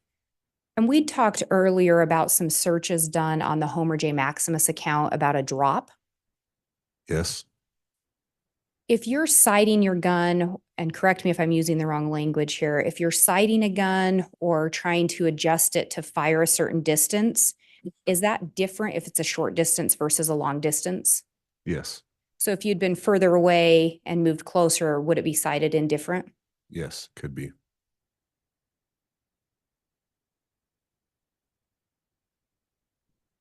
And counsel talked to you about a bipolar teenager mentioned in the email from Tammy to Mark, correct? Yes, Again, from your review of October 9th, were there any reports of a bipolar teenager pointing a paintball gun at anyone? no, not that I'm aware of. Any reports of someone other than Tammy Daybell? Any reports of anyone else coming face to face with a masked gunman? No, not that I'm aware of.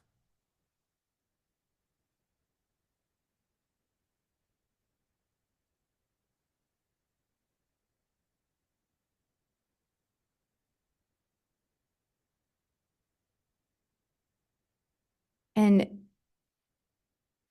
do you, trying to make sure I'm referencing the correct exhibit. And Your Honor, may I have States Exhibit 291 again, please? Yes. And may I also have Defense Exhibit 16?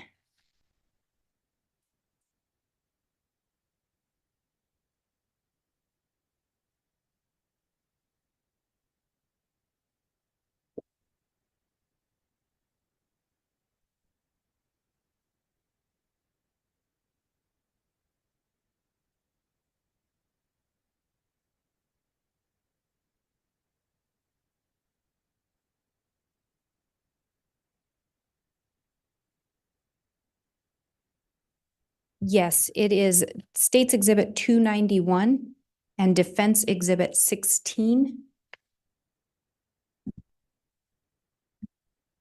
And I guess while I'm at it, I forget the exhibit number, but the second call into dispatch by Tammy Daybell.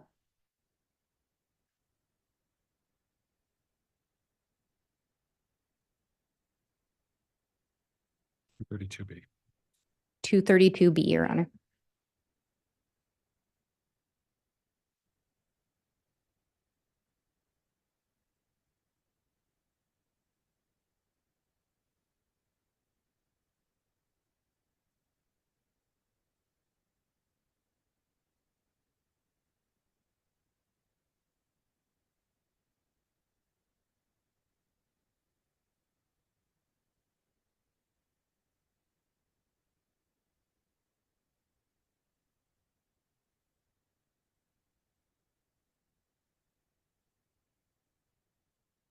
And Your Honor, may I have permission to publish Defense Exhibit 16?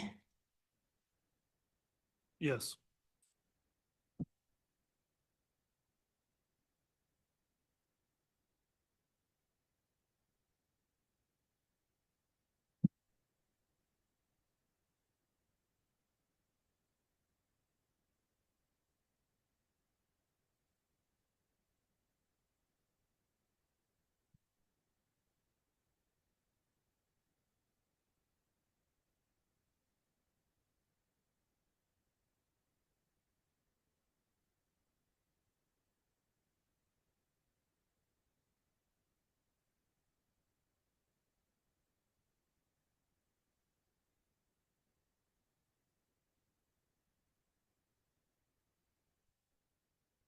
Your Honor, defense screen just went blank. Oh, sorry, it popped up.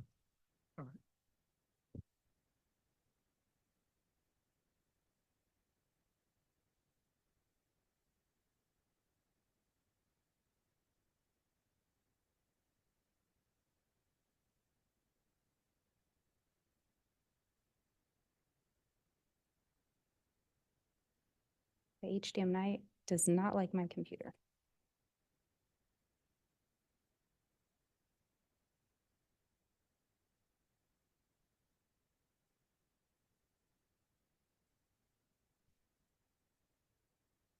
Judge, if the court would prefer to take a short break now and we could do the early afternoon break.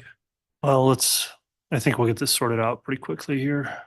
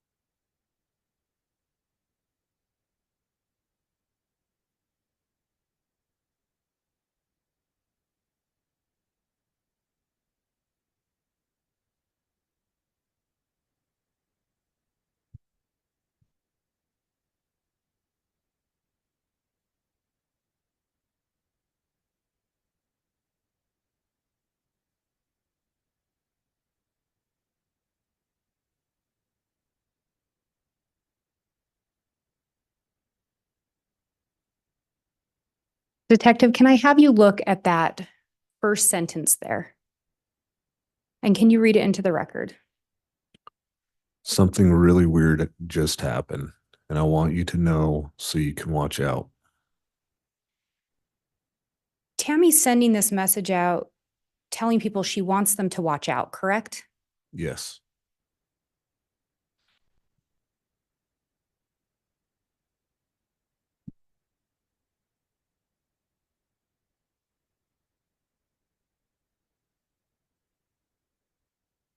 And Judge, I would now ask to be able to display State's Exhibit 291. You may.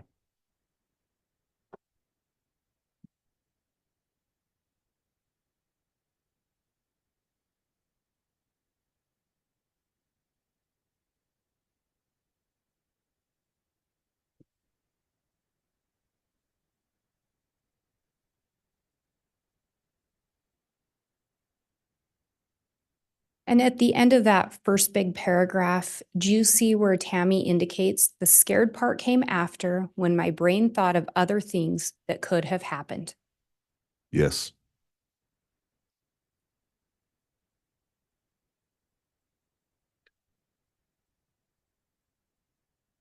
And on this one, do you see at the end of that full paragraph where she says, I didn't go to Zumba because I quite understandably did not want to be out after dark alone? Yes. Do those statements indicate someone that was scared by what just happened? Yes.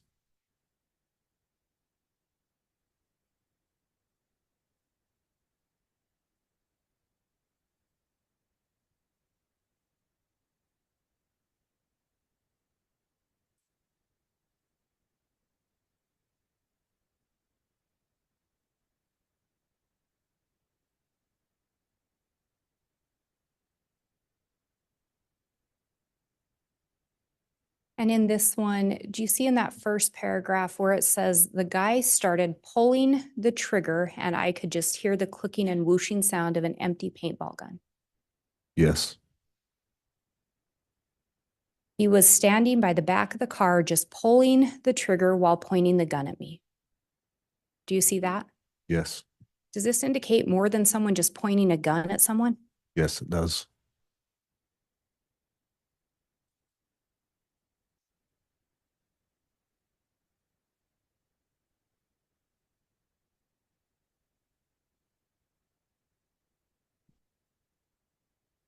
And do you recall in the dispatch call with Tammy where she talks about the man pointing the gun at her and just shooting?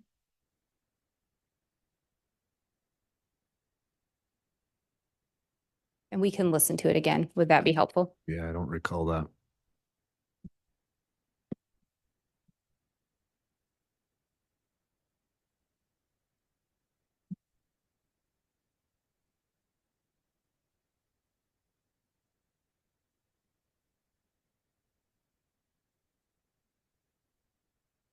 And Your Honor, may I publish States Exhibit 232B?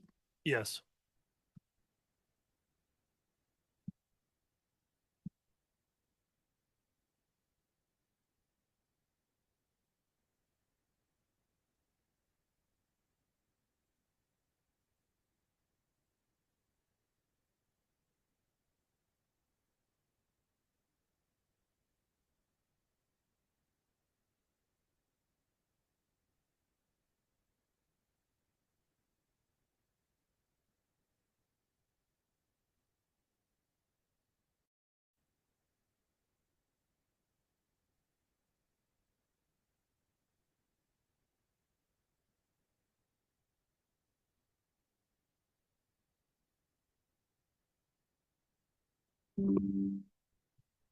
Forty-nine minutes, 20 seconds. It's pretty much County Sheriff's Office. Hi, I need to report something. Okay, go ahead. What's the address? Okay, at 202 North, 1900 East, the corner with the blinking yellow light on Salem Highway. Is it a suspicious person? Yes. Okay, what was he wearing? He was all dressed in black and he had a ski mask on. And he said the blinking light now is where you saw him? No, he's gone now because I pulled up into our driveway and I was getting stuff out of the back seat of my car and suddenly he was there and he had a paintball gun and he was and he was going to shoot at me. And I kept asking him what he was doing because I could tell it was a paintball thing. And then he just kept doing it. So I yelled for my husband and then he took off running around the back of my house. Okay, give me just 1 minute. Stay on the line with me. Okay. October 9, 2019, 21 hours, 50 minutes, 28 seconds. And that was North 1900 East? Yes. Okay. October 9, 2019, 21 hours, 50 minutes, 43 seconds. Do you know what direction he was going? He went behind my house and it's so dark out there and I went in the house and got my husband and son and then they went out and looked and he was long gone by then. So he was on the north side of my house is where he went to get away. Okay. He didn't say anything or he just kept like he was holding the gun like he was, had a rifle and just shooting at me, so. But nothing came out of the gun either, so I don't think it was loaded. Okay, what is your name? My name is Tammy Daybell.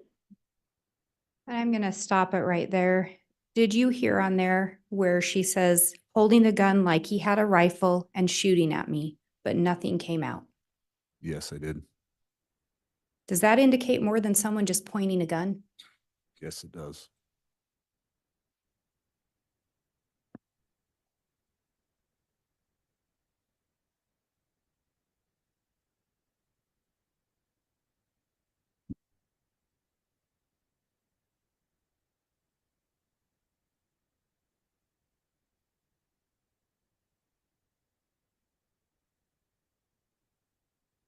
And counsel talked to you a little bit about some of those searches associated with Homer J. Maximus. Do you recall that?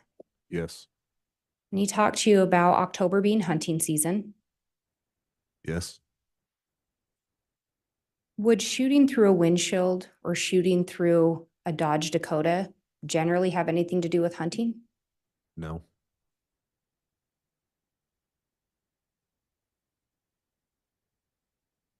Through the investigation, did you become aware that Chad had deemed Alex to be Lori's protector? Yes, I did.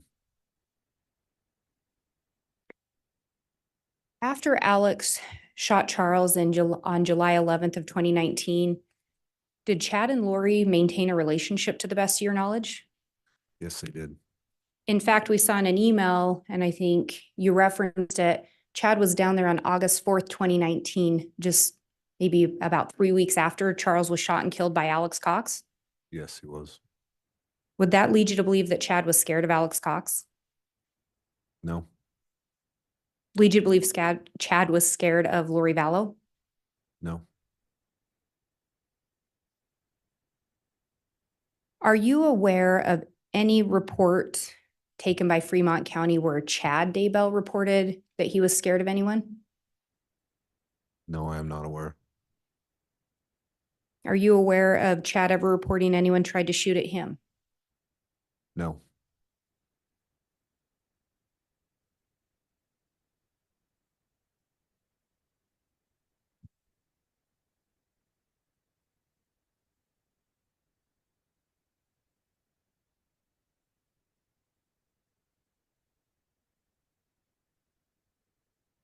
And again, through the investigation, what was the connection between Alex Cox and Tammy Daybell? Chad Daybell. I have no further questions. All right, thank you, Ms. Blake.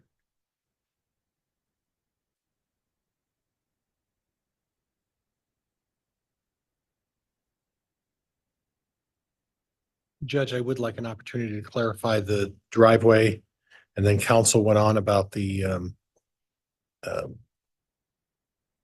the relationship between Alex and Chad Daybell, and I'd like an opportunity to at least touch on that. I'll allow some limited recross on those two issues, Judge. Mr. Pryor.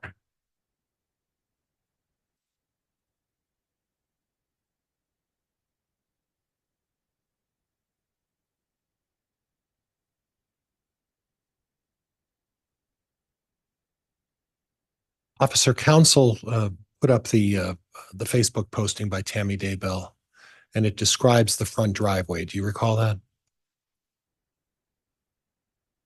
The Facebook, I don't recall if that said the front driveway. Judge, could I? No, in the email, sorry. That's okay. I'm gonna have to have permission to go get my computer, Judge, and bring up that. May I have permission to go back and get my computer? Yes.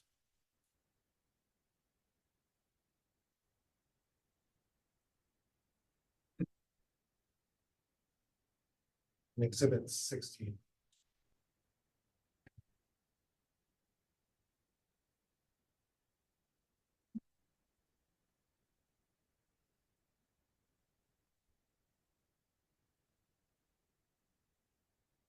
Thank you.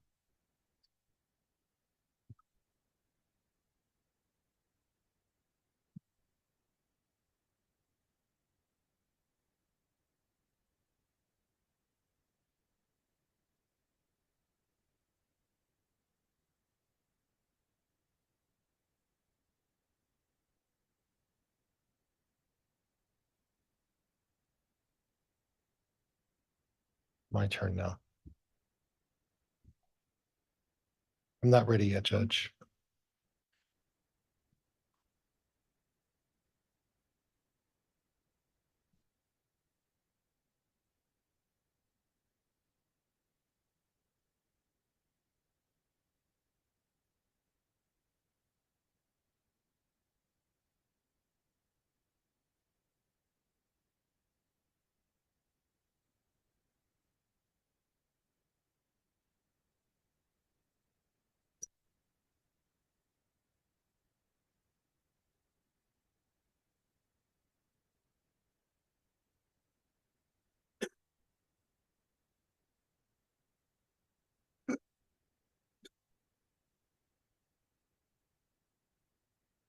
I think I'm ready now, Judge.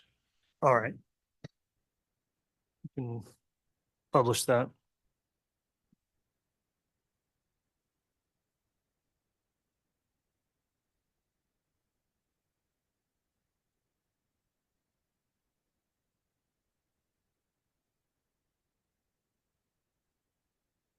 Okay, and I apologize. I can't get this to widen on me, Judge, but officer, can you read that if you look at your monitor? Yes, I can, and it does say the front driveway. Okay. And I'm sorry we had to go through that with all that time, but I wanted to make sure. And Judge, that's all I have for this. Okay, thank you. So there is no dispute that this was the front driveway, correct? Correct. And again, the front driveway is a very short driveway compared to the one in the back, correct? Yes. Okay, and further, the distance between the front of the house and where the car was backed up, that even shortens the distance even more, correct? Yes. And it would be unusual to use a rifle at such close range, correct? Yes. Yeah, that's not a weapon that you use at close range, correct? Usually not. Yeah. In fact, a rifle is typically used when we're talking about hunting. That's long range, which is consistent with Mr. Cox talking about 100 and 300-yard shots, right? Sometimes. And in your experience, if you're really trying to hurt somebody at close range, you would probably use a handgun or a shotgun, right? Well, I guess I misstated right there. Okay. Rifles can be used at close range, close Okay. quarter combats, Okay. SWAT stuff. So Okay. yes, they can be used. Okay. Now, the information you got about the Dodge Dakota, you recall that, right? Yes. And you talked about the fact that someone was talking about putting a bullet through the window of a Dodge Dakota. Yes. Someone trying to figure out what type of bullet it would take to pierce the side of a Dodge Dakota. Yes. Someone who would take what kind of a bullet would pierce the metal or the thickness of the metal on a Dodge Dakota. Yes. So it would seem with Mr. Daybell owning a Dodge Dakota that it seems that at least the target was someone in the Daybell family. Would that be fair? That'd be fair to say, yes. Okay. And with the Homer J. Maximus account, is there any indication that Chad was shared all of the information on Alex Cox's Homer J. Maximus account? Objection, Your Honor, calls for speculation. Sustain. Do you have any information to suggest that Mr. Daybell had access to the Homer J. Maximus account? No, I do not. Okay. So if Mr. Daybell didn't have access to the information in that account, do you have any other information that Mr. Daybell had knowledge that Alex Cox was looking for a way to shoot a Dodge Dakota that Mr. Daybell owned? No. Okay, nothing else, Judge. Thank you. All right, that will conclude then the testimony of Detective Kaya Kamanu. And he's testified twice now. Is he still, well, he's the case agent, so I don't know if he'll be recalled or not, but Detective, you can go ahead and step down from the witness stand. We'll make sure to retrieve exhibits.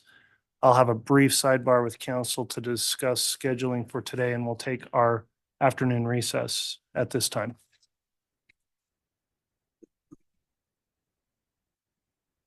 All rise, please.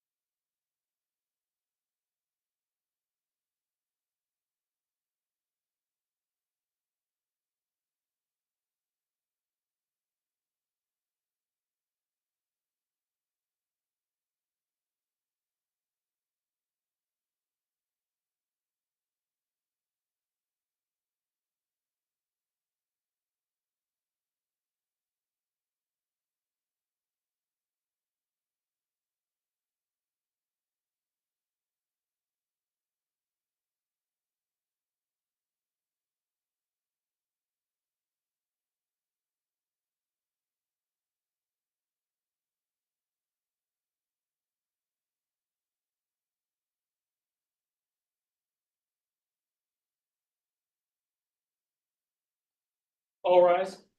District Court, you have a session. All right, thank you. Please be seated.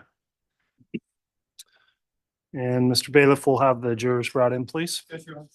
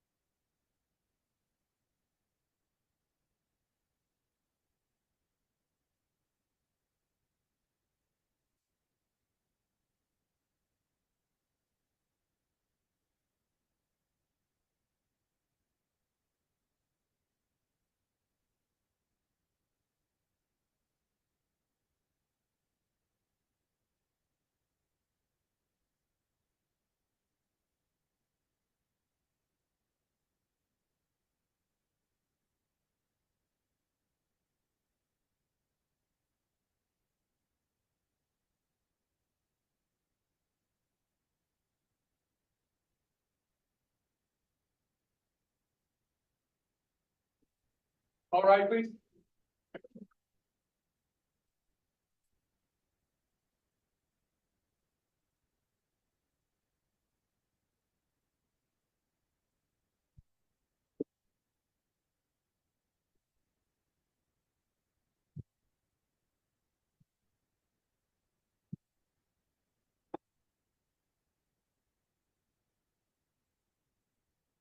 Freeze off President County for Your Honor.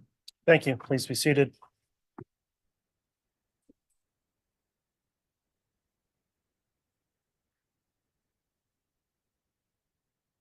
Okay, we're back on the record on case CR 22211623, State of Idaho versus Chad Guy Daybell. Continuing with the state's case in chief, is the state prepared to call another witness this afternoon? We are, Your Honor. Go ahead, Mr. Wixom. Thank you. We would call Spencer Cook.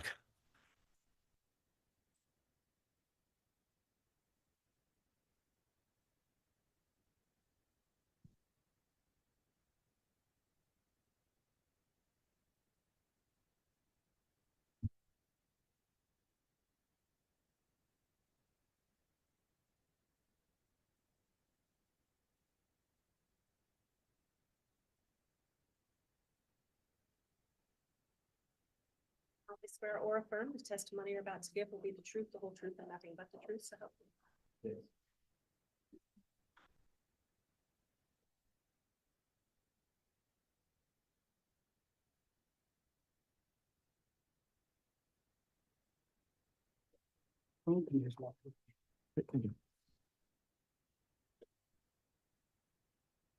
All right, now that the witness has been sworn, before we start with testimony, I'll just inquire because the court has its exclusionary order. Mr. Cook, have you been viewing at all any of the testimony in this case on the court's live stream or otherwise in the trial since it started? No, All right, have you discussed with anyone else their testimony they've given in the case? no.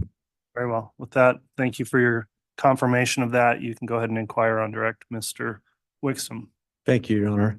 Sir, will you please state and spell your first and last name for the record? Spencer Cook, SpencerCook. And Mr. Cook, what is it that you do for a living? I'm the technology director at the Sugar Salem School District. Is that the same school that Tammy Daybell worked at back in 2019? It is. What could you explain to the jury in your role at work? What is it that you do specifically? As the technology director, I'm in charge of all of the technology throughout the district.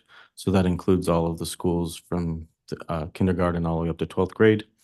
And I'm in charge of the data,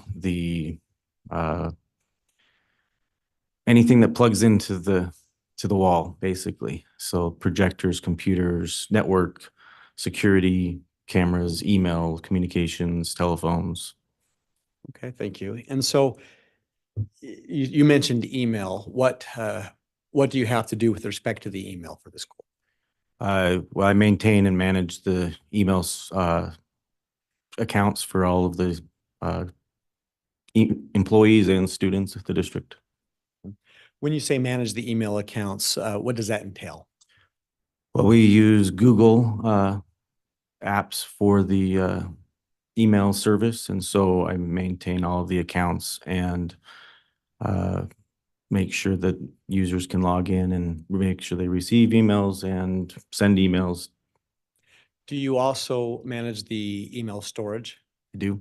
Could you explain to the jury what you do with the storage for the email system? Sure. So we have the front-facing email Gmail account, and the users log in and out that. That's a completely separate setup that they use. And then I have a archiving server that maintains all email communications in and out from all accounts that we maintain. And that is only accessed by myself. How long does the school keep emails? We keep emails for 3 years. And what about the users? Is there a school policy for how long a user might keep their email? Users can keep their emails as long as they see fit. There's no limit to the amount of storage that they can keep. So if there's an email that they need that's important, then they're able to keep those emails. Do you recall back in February of 2021 being contacted by law enforcement with respect to Tammy Daybell's email? Yes, I do. Do you recall what it was that they requested of you? They were asking for emails that Tammy had received from anybody and anyone that would send an email to her email account. And they were looking for an email from Charles Vallow on a specific time frame. It was, I think, June 29th of 2019. Were you able to retrieve that kind of an email? Yeah, I was able to retrieve it from the archiving server. Your Honor, at this time, the state has a proposed state's exhibit we've marked as 419, and I believe it's been stipulated that it can be entered. I can offer up 2 copies to the court. All right, has the defense been able to review 419? Any objection to its admission? Yeah, we'll have you review that first.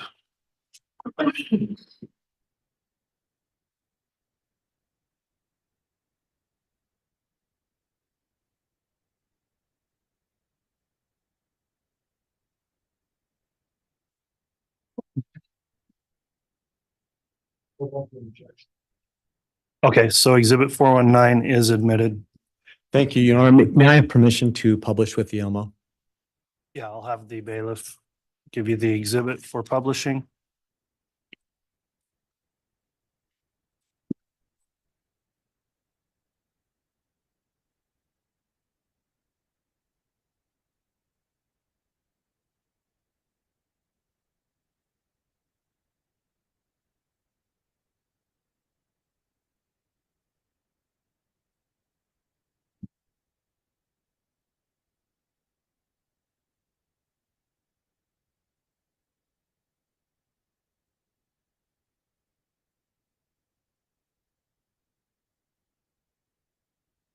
I believe I'm just waiting for the clerk, Your Honor. Yeah, we're looking at that again.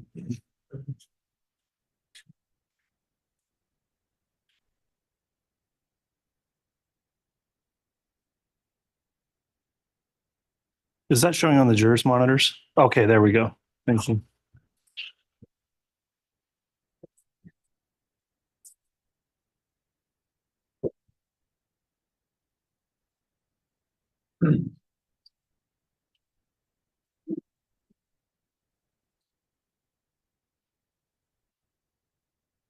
Thank you. Mr. Cook, I'd like to call your attention to just the first paragraph of this exhibit. If you want to go, can you see it on your I screen? see it on my screen, yes. You mentioned an email that you retrieved in Tammy Daybell's email system, Correct. and the date again was what? The June 29th. When the email was Yes. retrieved, yes. Yeah, I'd like to call your attention to the first paragraph. If you will, go down to where there's a quote in there with the content of the email. Do you see the quote marks where it says Tammy, my name? Yes, I do. Okay. Will you just read the first two full sentences of that, please? Sure. Tammy, my name is Charles Vallow. I have some vital and disturbing information regarding your husband and oh, yes, yep. You bet. Tammy, my name is Charles Vallow. I have some vital and disturbing information regarding your husband and my wife, Lori. This is your work email, so I'll have to wait to send you the evidence. That is very disturbing. And can you explain to the jury which email address was this sent to? What was Tammy's email? Her email address was tdaybell@sugarsalem.com. And what address did this come from? It came from an email, charles.vallow@icloud.com. In your work as the IT manager, can you explain to the jury, were you able to look into whether or not this email had been opened up? Yeah, we, in the interview with law enforcement, we went into her account and we were able to find the email that was in her deleted folder. And it was there opened, and the email had been the email address from Charles Value, the Charles Value at iCloud.com, had been put into the blocked category inside of Google. So any email that Lori would have, any email that Charles would have sent would have been blocked, any future emails. So they would not have been received. When you did your search of the email system, were there any other emails to or from Charles Vallow? No, there were not.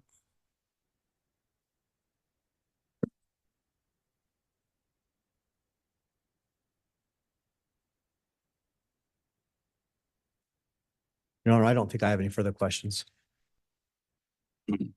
All right, cross-examination.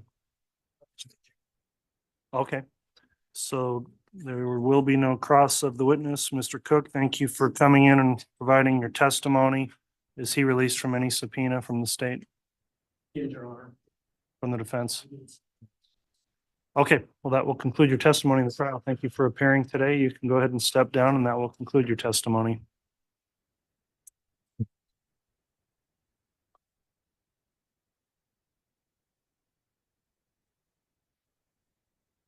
All right, ladies and gentlemen of the jury, it's 3 o'clock. I had discussed scheduling with counsel. They've got another, well, depending on who they call next, it's an inconvenient time to start with a next witness potentially. There's been a request that we conclude for the day. Let me just confirm from the state, is that still how the state's requesting we proceed? Yes, Your Honor. Thank you. All right, and I know the defense is fine with that as well. So that is going to conclude our trial evidence for today.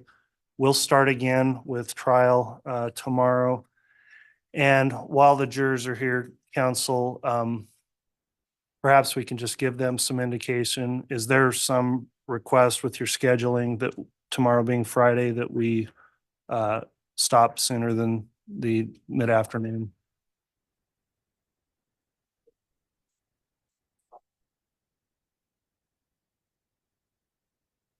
The state's fine with that as well. We do have some witnesses coming in from out of town, so we're hoping to be able to get through them rather than hold them over the weekend. But I believe that would most likely just take the morning.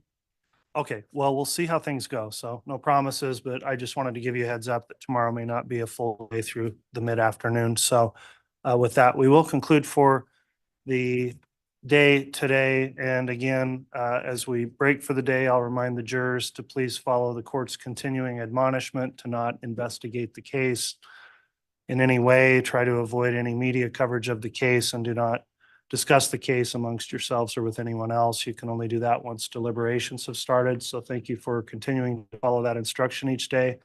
We'll be in recess until tomorrow. All rise, please.